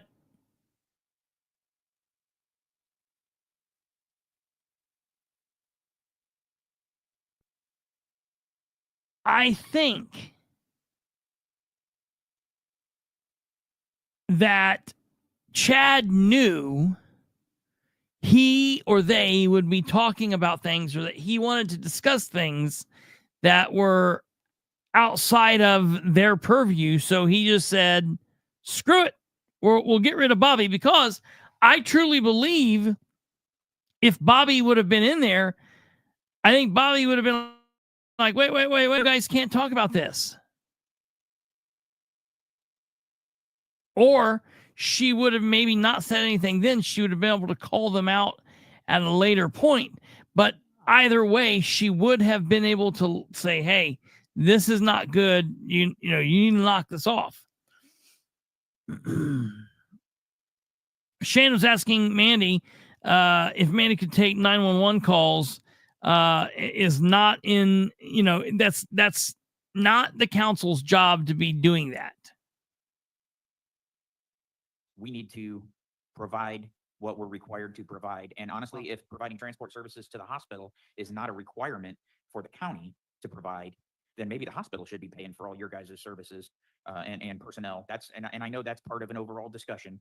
And in discussions I've had with others around the state is, the primary function of their EMS is taking those 911 calls, but you're not always busy running 911 calls. So having all that equipment and those people available to do transports for hospitals is an additional layer of revenue. You're not going to get rich doing it, but it keeps your people and your equipment busy. And this is most definitely a discussion that we are so willing to have. Shana, anytime you want to come over to the station, sit down, I will tell you, Well, I could have that discussion till I'm blue in the face, but I'm Right. not a decision maker Well, no, I on know that, right? we could do 911 calls and transfers. Transfers are where you make money. That's why we love doing transfers. That's how Henry County EMS. See, and but just Newcastle last- says they didn't. They I lost understand money doing that. We made So, $111,000 last month. so that's where it's so difficult sitting in our seat because I get conflicting information. And I know Angie loves this, but we are again a unicorn in this aspect because and so is Newcastle. Newcastle operates way differently than other ambulance services in the state. And they don't operate as a joint unit with the fire department is one of the ways they do it. And they have an independent department. I cannot find, is there any other county that has a transport service like Henry County does? There's no And other see, Henry County EMS in the state. because in most, when I call around and I talk to all of these other counterparts that I have across the state through the AIC, they're by far the number one way that ambulance services run is through the hospital system that's in the county. If the And hospital is that's, willing to I do it, understand, but right. I'm just saying that is, when I call around to say, hey, how do you guys do your ambulance service? Almost every county I've talked to, I would say out of the 15 or so, only No. 2 actually pay any public funds. I don't for- think Hancock County. I don't know that has it's their ours own. around. I don't think think- Reed Reed became has big theirs, here. yeah. You know, they took the contract. So but only 2 counties I've found so far that actually budget a single penny for ambulance services in their county budgets. We are the exception. and I so don't know how it's- I don't know how that works because I know Delaware County has an EMS service. that does Delaware not County is run. one that does. Hancock County, they use Greenfield Fire for most of their stuff. And I think that's probably why, because they're not doing a Hancock County EMS, they're giving it to Hancock or to Greenfield Fire, and Greenfield Fire. It's just a is contractor's line Yeah, item. in and their so budget. it's- there are multiple different ways to do it. There's and a million ways to Nova skin a Scotia's the same way, cat. there's I think there different needs to be a big discussion about how that cat's I gonna think get that- skinned for 2026. Best case And we scenario, can't make yes, any yeah. budget decisions until that plan on how that cat is gonna get skinned is decided. And Right. I personally would be happy to participate in any of the conversations. My perspective is always gonna be on the fiscal numbers. But how it actually gets done is, I do not have a say in that. And we will do our best to try to make the dollars and cents work for however that decision is made. It's our Yeah. goal to assist in- Everything they're doing, everything they've been doing here is not council Say, business. Everybody needs to be able to call 911 and someone competent and capable and reliable shows That's up. all we care about. And we're going to help in any way that we can. I mean, I would. love to Henry say we can County take the EMS, responsibility of that's the city, always, doing what we can, got and Delaware so DC it's a lot of EMS. we will do everything we can to maintain a hospital truck because it's still a need. It's still a problem. But it won't, we can assist in any way. That's why I say, why not come to the table and see how we can use those resources and us and the other resources and assist them with anything they need. Yeah. We're right here. Yeah, that question. Your ALS, now, that doesn't mean 911. If Newcastle is shorthanded and there's a really emergency, would 911 call you as a backup? Yes, that This, happened this is yesterday. nuts. Yesterday, They got busy. They had to call out in Louisville, and they didn't have a truck to send to. We didn't have any continue to crews, work so really well with Brian and Justin out of Yeah. Newcastle EMS. Brian, I called, talked to him on personal phone, said, hey, I've got a truck available. I'm in the office. Mandy's here. We can jump on a truck and take a call. Your cost per employee in a city or a county service is nearly double that of the private service in your fringe stuff, not your actual cost, but I'm just talking about the extras. And I think that's why the numbers are so difficult to come up with and that's Historically been the case. It's been a No, I- competition. It's I- been it's- detrimental. in the Year. And I think this has been a great conversation, and I'm glad that there are 2 commissioners here to hear. And oh, look, isn't this so great? Whatever's going down here. Again, we didn't mean to take over your No, whole meeting. I thank really you, just guys. wanted I to ask you appreciate to it. include us in that conversation. honestly. Thank you. We appreciate your, And I will everything ask you guys do. Debbie from now on that anytime we have any committee meeting or anything to that nature, that it just goes out as a. Oh, yeah. Goes Yeah, out to 'cause every once we single just didn't department head. I apologize that it didn't. I know we had talked about that, but I will make sure that in the go forward because it is good information. And I was glad you were here. I was glad Joe was here. He could definitely add to Angie brought a lot to the discussion. And I hope you guys understand we're trying to figure it all out. And that's the hard part. We're in a very difficult situation because we get a pie and we got to figure out how to slice it. And each one of the kids get a different size piece. And that makes it hard because it's not that we pick favorites it's a tough position to Yeah. be in these jobs. Hey, I just wanted to say really quickly, because I know there are people listening online too, that I would love to get a meeting together with all stakeholders. And if you would be willing to send me who you think those people are, I'm sure all the commissioners would be interested. And I think that's a great place to start to decide what is the best solution. We can't decide how to fund something if we don't know what the best solution is yet. And I don't know what the best solution is either. So getting everyone in the room, and I anticipate it would take more than one discussion. So it's gonna be a multi-meeting process with the right people in the room. So any input you have to that and how you'd like to see the process go, what you think would be the right process. God. I would personally like to see that. So thank you. Thanks, Susan. Guys, anything more? I just want to add that I asked our treasurer, Bill Upchurch, what the interest earned on our investments has been year to date. And he did respond with, they only have January and February. They do not have March statements yet, but year to date interest for the first 2 months of the year was $267,541.26. And as he mentioned, rates are continuously adjusting and they're adjusting downward. So I will add that in our budget.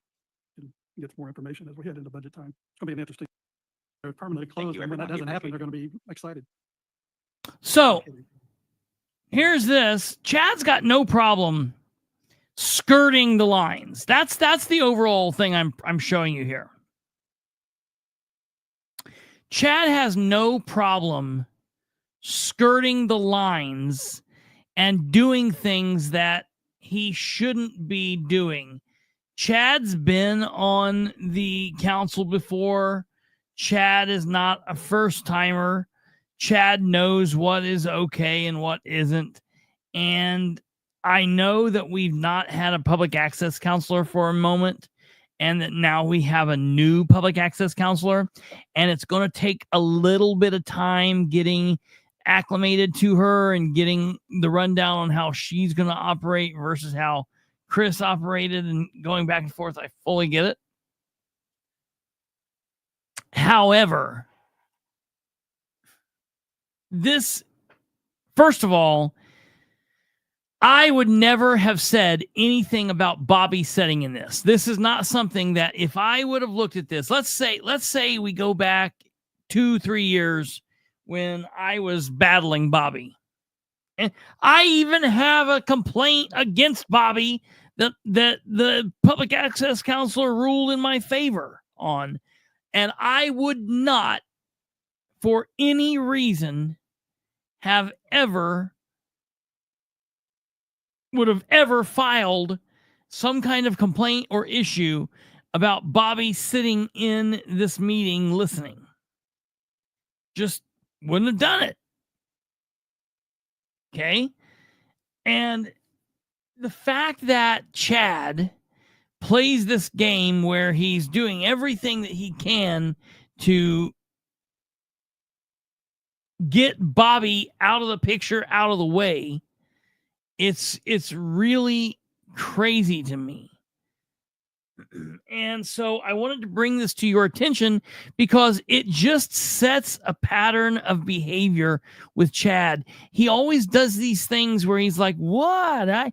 I'm not doing anything bad. And he always seems like he's the really nice little, guy that just doesn't plays by the rules. And that is not the case at all. At all. So I want people to know this when they're dealing with these people. Obviously, there are issues with Ed Carroll. Ed Carroll and Chad are partnered up. And listen, people like to kind of play with others that are willing to do things their way.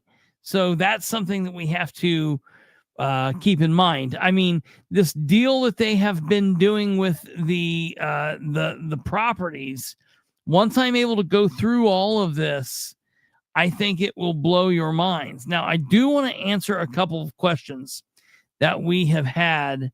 Yes, you're right, Ejac. I do want to answer a couple of things that Kate's put here. So first up, let me see here.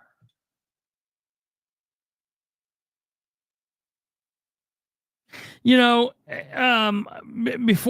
we get to these, the thought here has to be. I want to say this. I want to be really clear about this.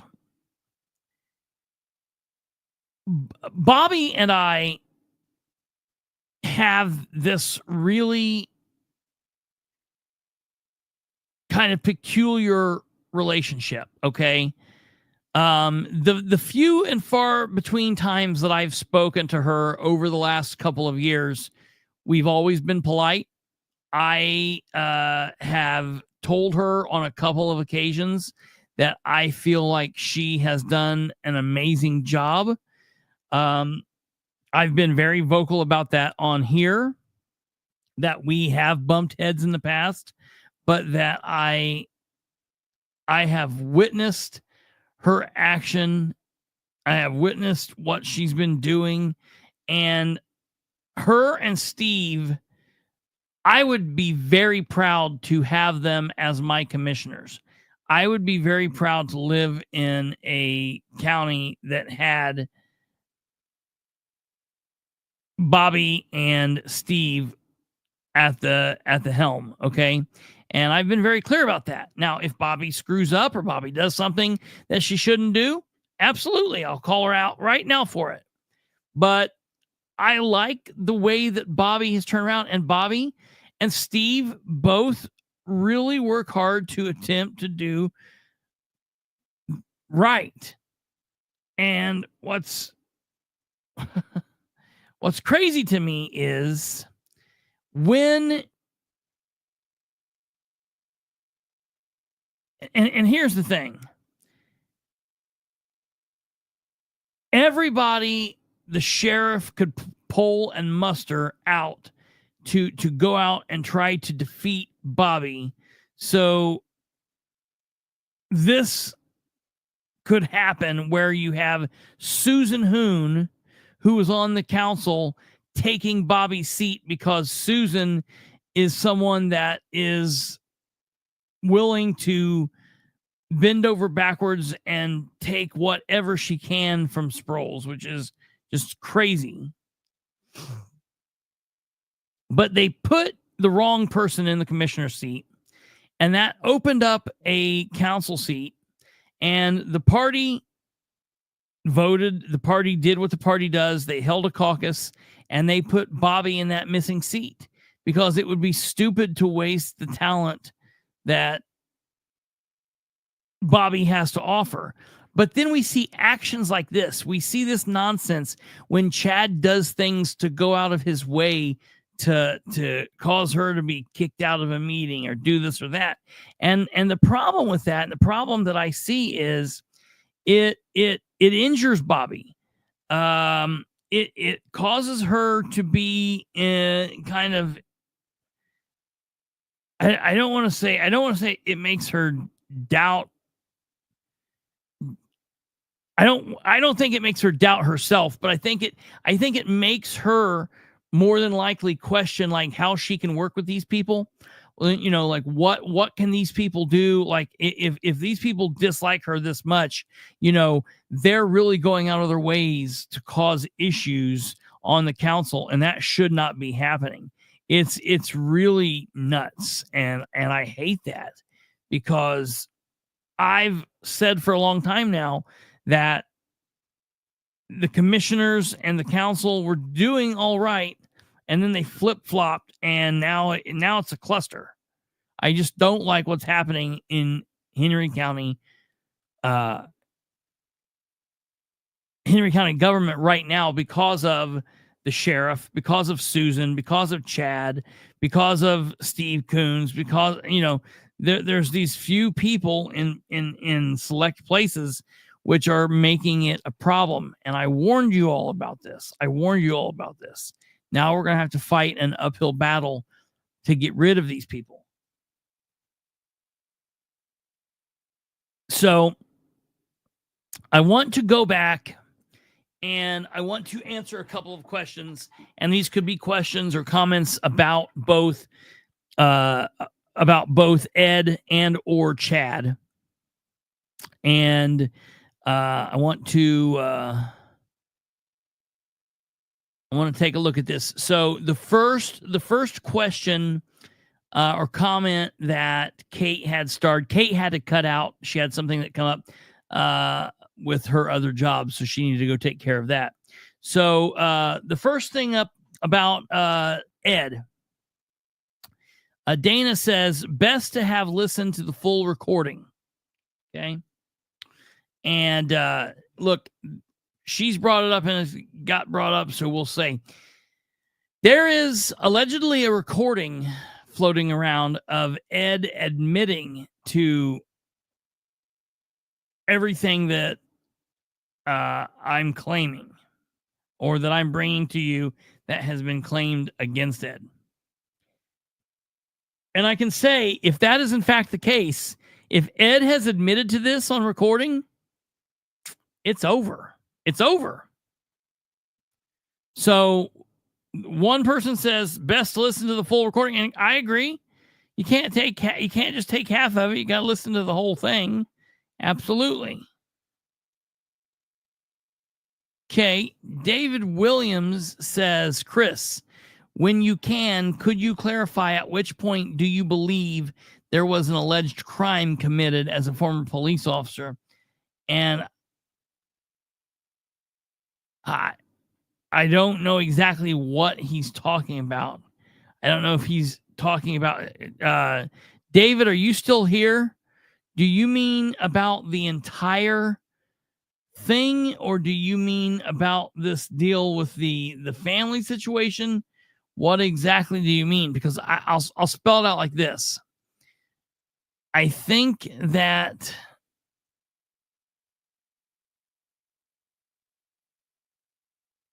let me see here. Hold on. Okay, good. All right, he's here. Okay, so explain to me what you're wanting. Are you wanting everything, or are you talking about the family situation?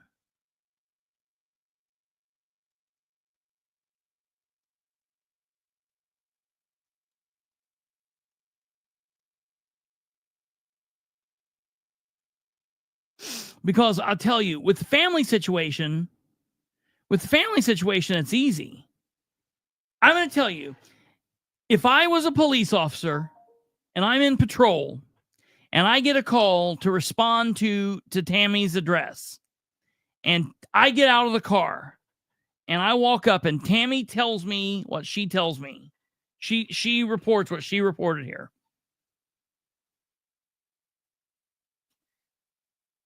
Then I'm going to say that all of this is criminal, and I would get copies of the recording.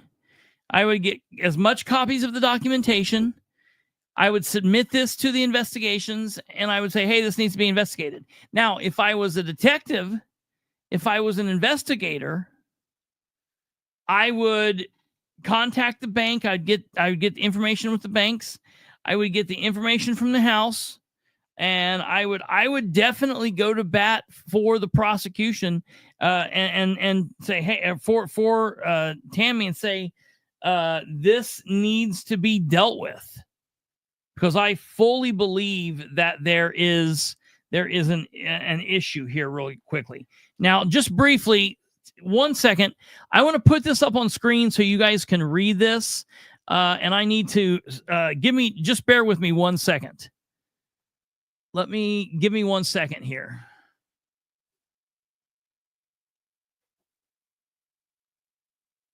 Let me take this off, read this, and I'll be right back.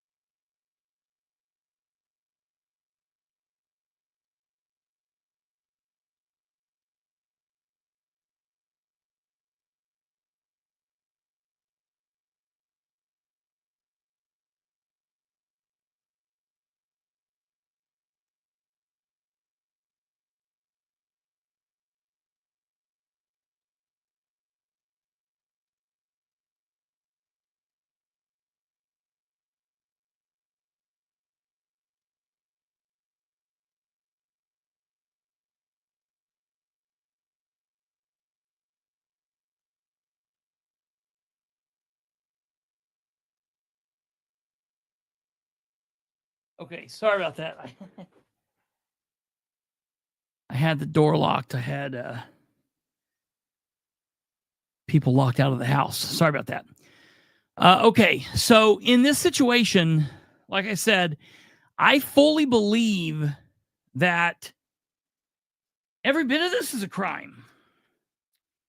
And the fact that he's power of attorney, in my opinion, I would argue that these actions were taken against the power of attorney. I would probably have Tammy take her father to the doctor. I would probably have a doctor say that Ed Sr. is capable of determining if he wants his house sold or not sold, or his house transferred or not transferred, if he's capable of saying, this is my wishes. Because let me tell you something, when you're power of attorney of someone, that does not give you the ability to just shut them completely down.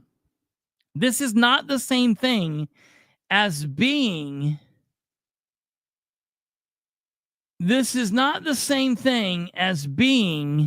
a guardian or a conservator or something like that. Okay. So I just want to be clear on that. Let me get back here to these comments here.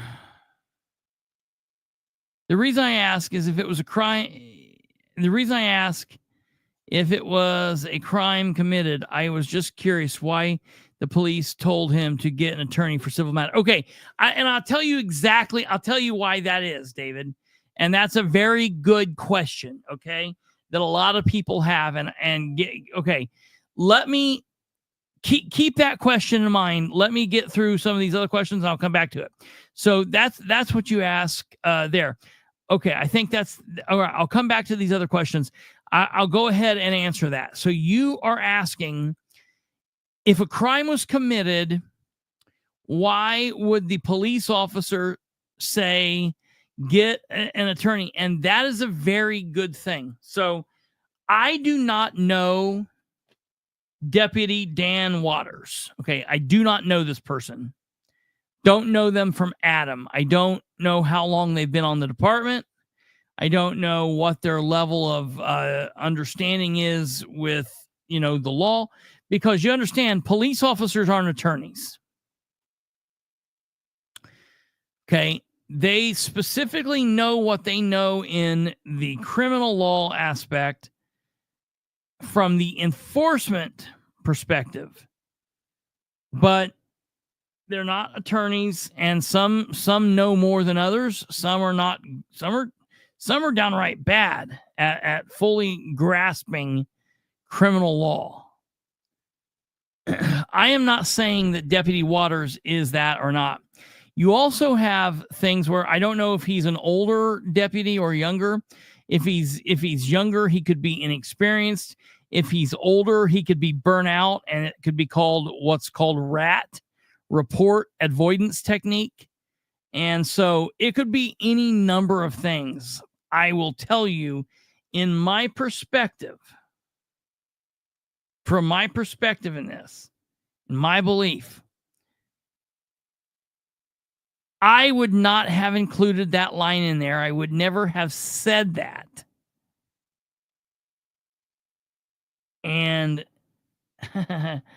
number one, it's not the police officer's decision if a crime is or was committed. It's for sake of charging formal charges. That's why I always tell you guys that police officers, when they come up and say, well, we're going to press charges, or do you want to press charges?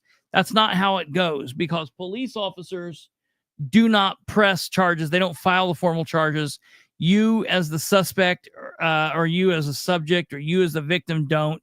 It's the prosecutor's office that files the formal charges. And the reason that be, you could be a police officer and arrest somebody for one count of theft, and the prosecutor's office could turn that into 3 counts of theft, forgery, fraud, various things, depending on what meets the criteria. The other aspect of that is you could have the police officer thinking, like in my case, this right here, I believe that this very much is criminal. Now, a prosecutor could say, well, I don't think it is because of X, Y, or Z, and that's the end of it. So I get that he puts this in there. It does not hurt the case that he put that in there. That's just the thought of, the first responding deputy, the investigator that she is apparently working with now is a good investigator, and I think that he'll work the case. But even if he doesn't, at the end of the day, it will come down to what the prosecutor's office thinks. Okay, so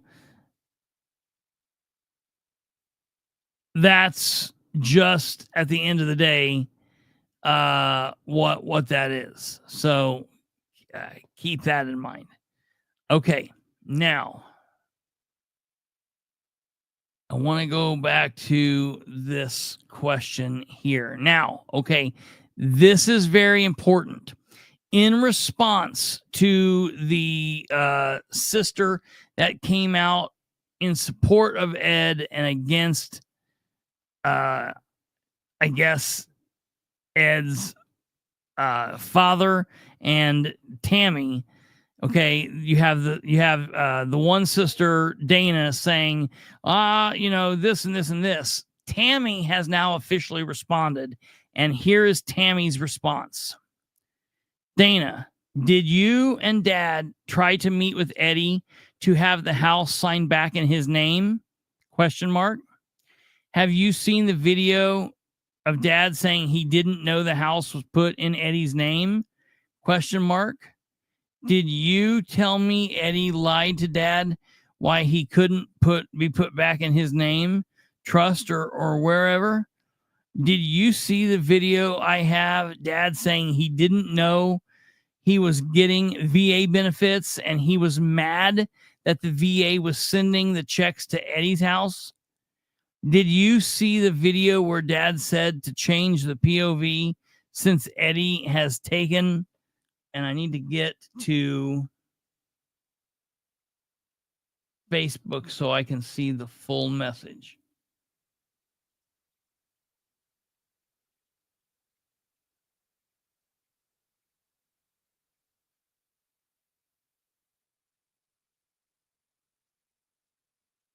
Because it cuts it off there. Give me 1 second.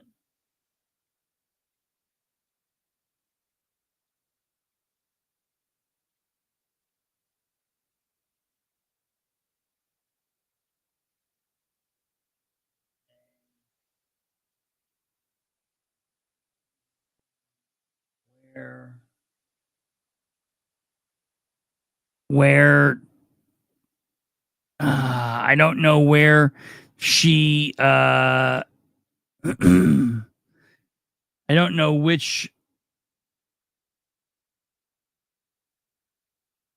thing she shared that on because I'm not able to see. Give me a second.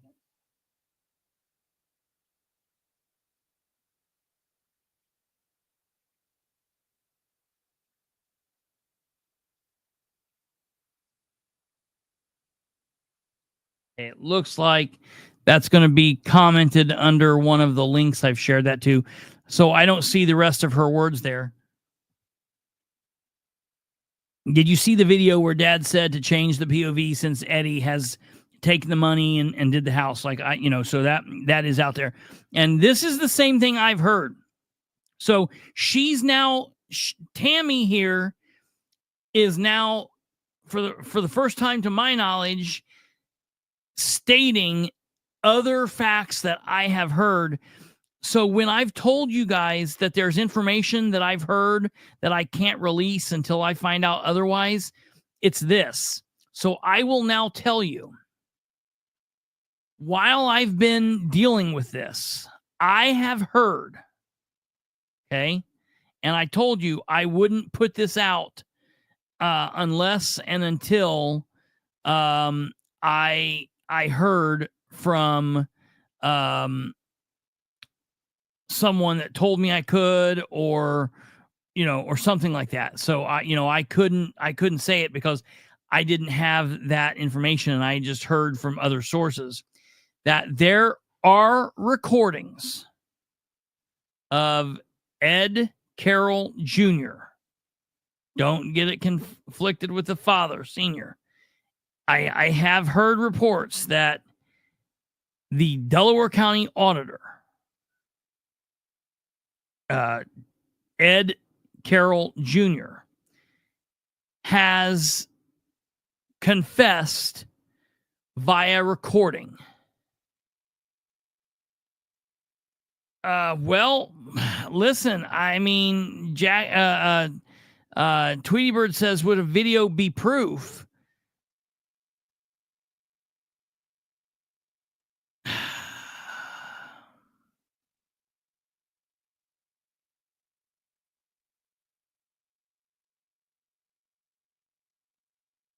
No, I mean, it definitely doesn't, but it goes a long way to saying, you know, if for example, if it was just a, you know, I want to be careful and be respectful of walking the line of not saying information that I probably shouldn't. But let's just say, I'll put it to you this way. From what I've heard, no, the video is one in which Ed is admitting basically to his father, I did this, and you know, like I'm gonna pay it back, or did this or that. The same thing that all people who get caught up in their actions get taken advantage of. This happens. This happens a lot. This happens a lot. So Ed's taking advantage of his father, and he's like, hey, look, I'm not really taking advantage of you. You know, I did this to help you, or I did this because of this or this or this.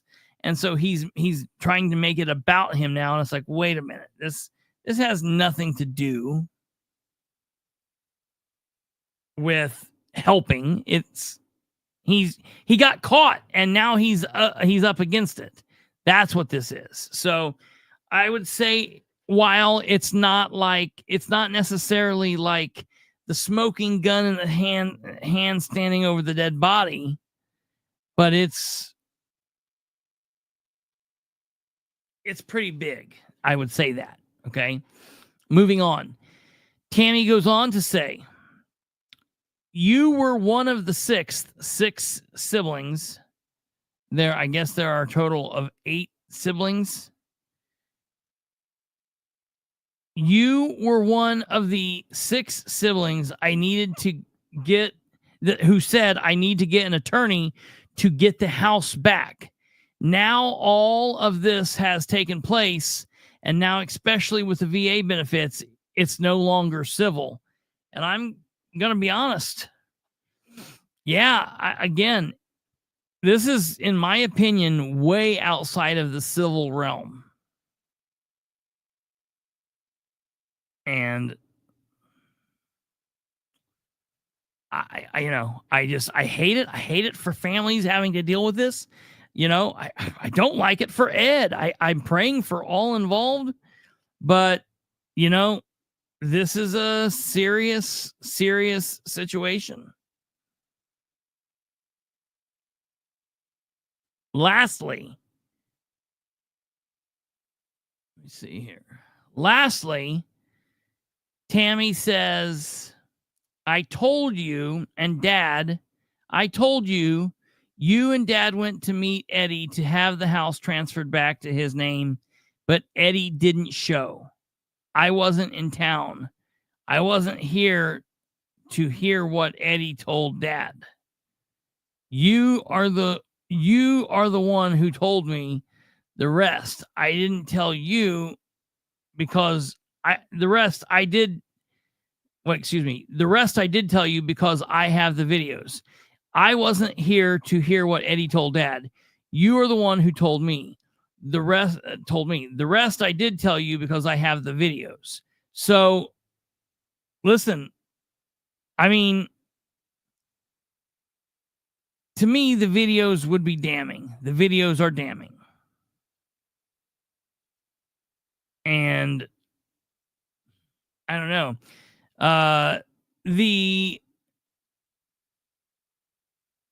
Did Dad ask for help? Dad would have had to sign first. would have had to ask for help in certain things, and maybe there's things to sign, maybe there's not.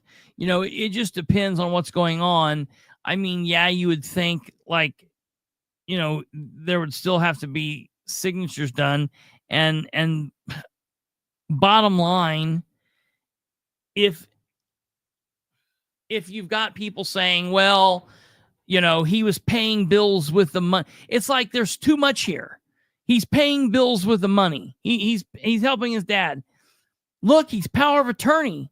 There was no reason. Dana, let me ask you this.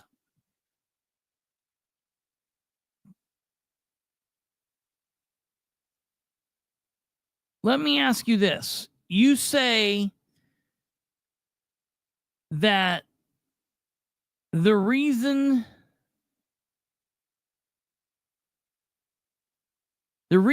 that Junior, okay, took the money out of the accounts was to help pay the bills, right? That's what you're saying.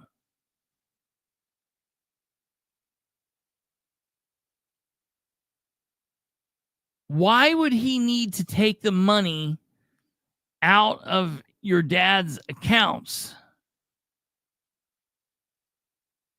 to then sit down and write bills himself or pay automatic bills out of his checking account? Why couldn't he just sit down and do all of that in his dad's, with the dad's money in the dad's account?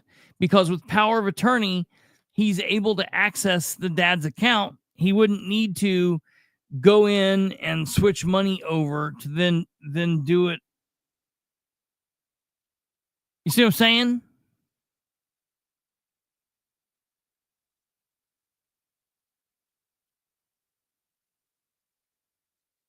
Okay, so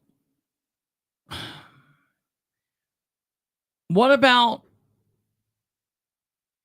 the VA checks? What about why would he have done the VA checks? I mean, let's play devil's advocate. Why would he have done what he did with the VA checks?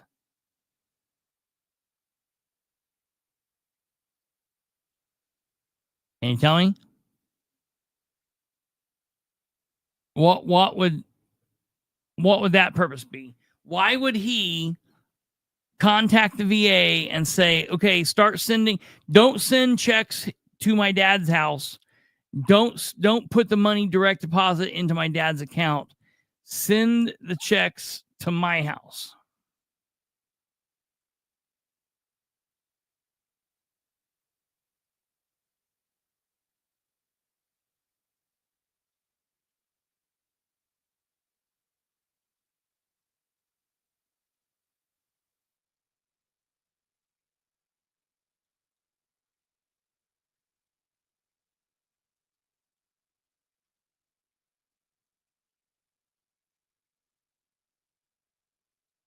And again,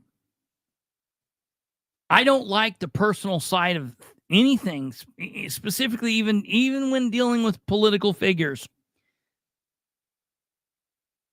But when you're dealing with someone whose day job it is to have control over ridiculous amounts of money the way that Ed has, things like this matter.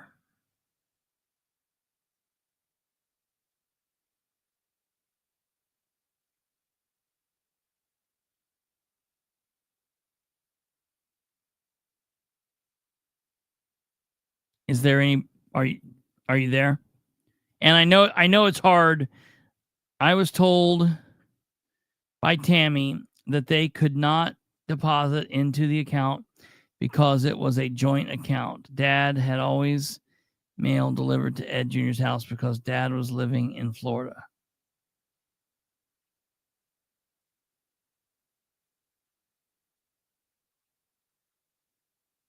Well, and see, so Here is going to be the rub.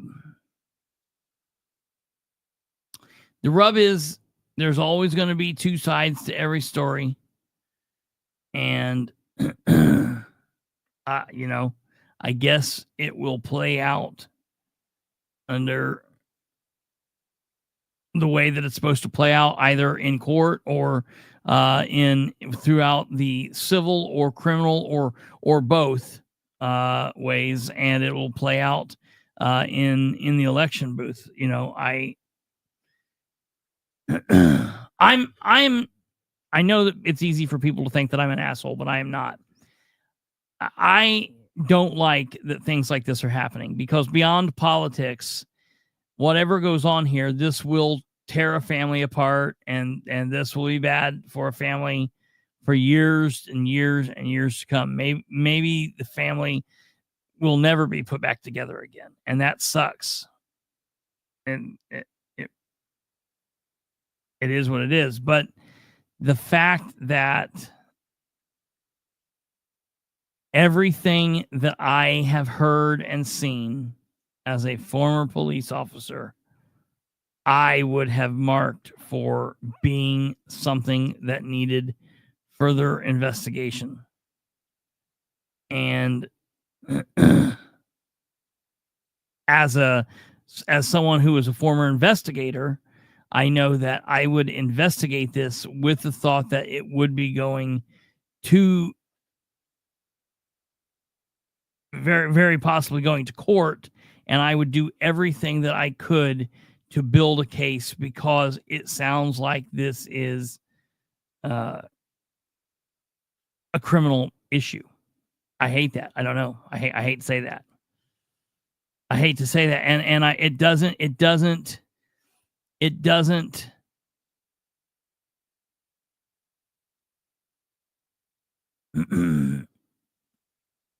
make me happy to say that, Dana, and I understand. No, Dana, you're right. You're right. I don't see that, but he absolutely has the ability to direct his power of attorney to make those complaints. I mean, listen, I'll tell you what.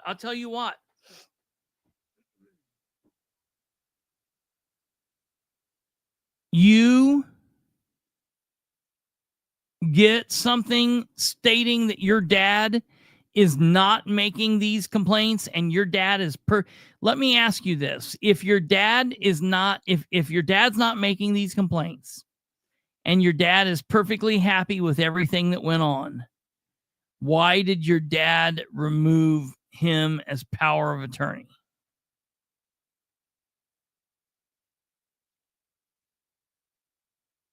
What, that doesn't seem.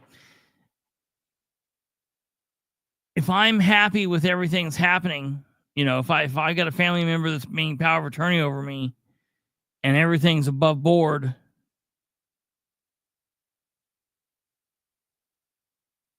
I guess I don't understand. And again, completely throw these allegations out. There are all of these other allegations that are out there and about Ed in his official capacity. So,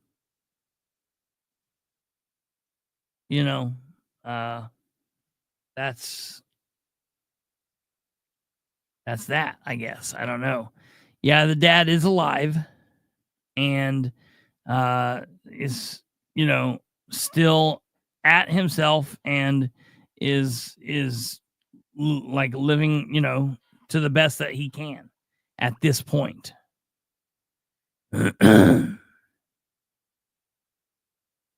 So, it's a horrible situation for everybody included.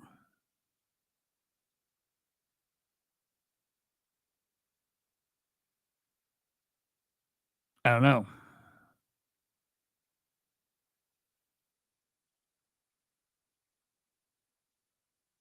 We'll wait and see if she gets back, and then we'll go ahead and kill it.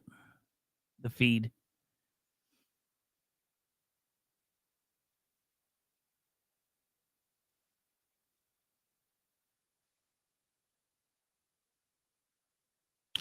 I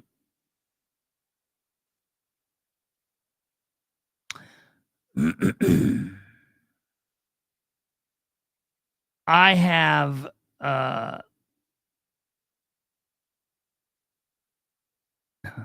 let me see here. Give me 1 second.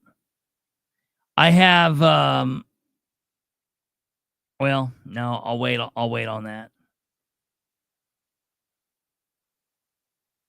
There's so much still to unpack. Not even with the personal stuff that we've got to get to. But it'll probably be next week before we get there.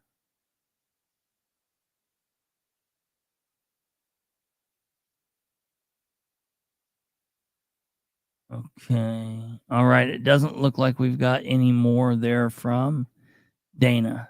So I'm just curious what part of this played into the GOP reorganization meeting. And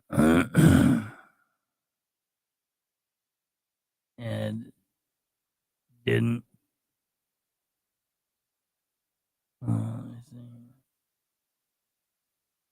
I'm just curious what part of this played into the GOP reorganization meeting where Ed didn't seek re-election. I don't know if it necessarily did or not, but he said he wanted to spend more time with his family. And yeah, I don't know. I don't think that it necessarily did, other than the fact that it was just he was being tapped in so many places that it's just like, okay. There's a lot that you don't know, and this is a personal matter. Dad's business should not be on this broadcast. Well, Dana, the problem is this is a public document, and the public document is out here. It is unfortunate. Your brother is a public figure who has put himself in a position where he has caused folks to question his actions through his piss poor attitude and his the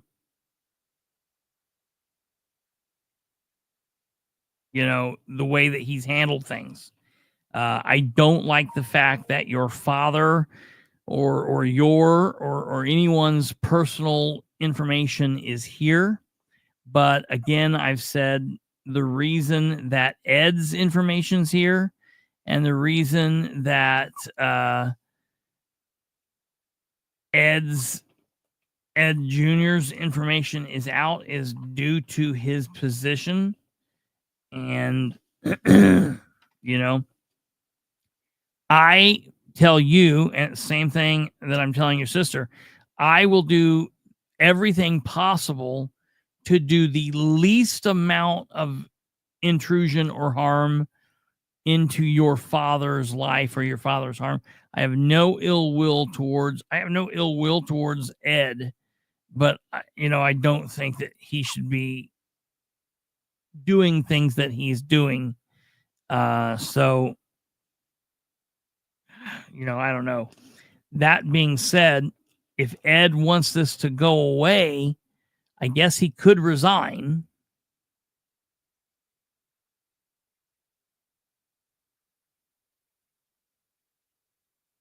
Well, Dana, I don't think that your dad is not aware of this. I think that your dad is aware that there's an issue here. Otherwise, he wouldn't have removed Ed Jr.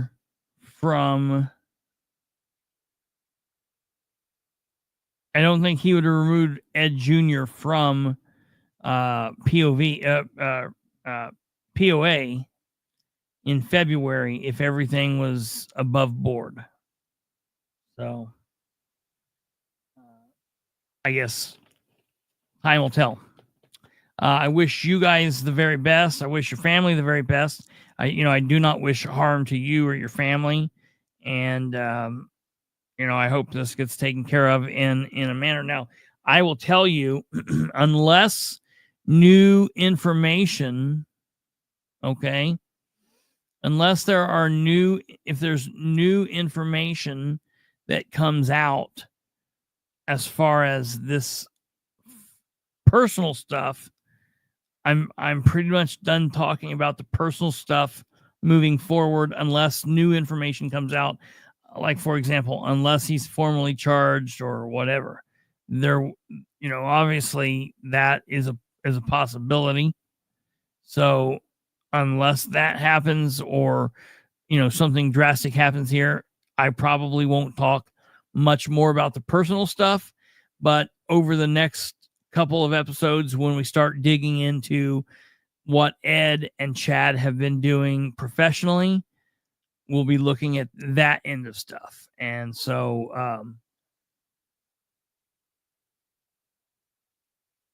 I don't know. Tonight's Thursday, which means this is the end of our broadcast week. We will not be live tomorrow or Saturday. The only reason we would be live tonight, the only reason we would be live tomorrow or Saturday is if something absolutely crazy popped off, as it tends to do from time to time. But more than likely, we will not be live. If you want to know if we're going to be live either Friday or Saturday, the best way to keep up to date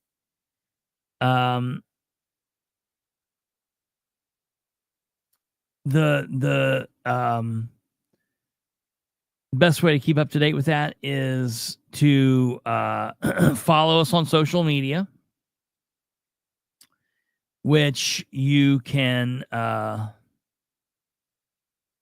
find here. And then, of course, the very best way is to hit the like button, subscribe. It doesn't cost you anything. Hit the subscription bell. Do that for free. And then click the subscribe and click the bell. That keeps you up to date with what's going on, and it will keep you up to date on if we go live Friday or Saturday. And if we are not live one of those nights, we will be back Sunday. And when we come back Sunday, we have another big show. And Bree Day, who was on last Sunday, Bree will be on, and she has a big announcement. So that will be Sunday, and we will see you all then, if not sooner. You guys have a wonderful rest of your evening. Get some sleep. I am absolutely trashed tired. I have been so tired the last few days. I am running on 0 sleep, so I'm going to go to bed, thank God. You guys have a wonderful rest of your week. Have a great Friday. Have a good weekend. God bless each and every one of you. And we will see you back here, hopefully Sunday night at 9, God willing, and or Friday or Saturday if something pops off. But I'm hoping it's going to be Sunday. So you guys take care. Good night and goodbye.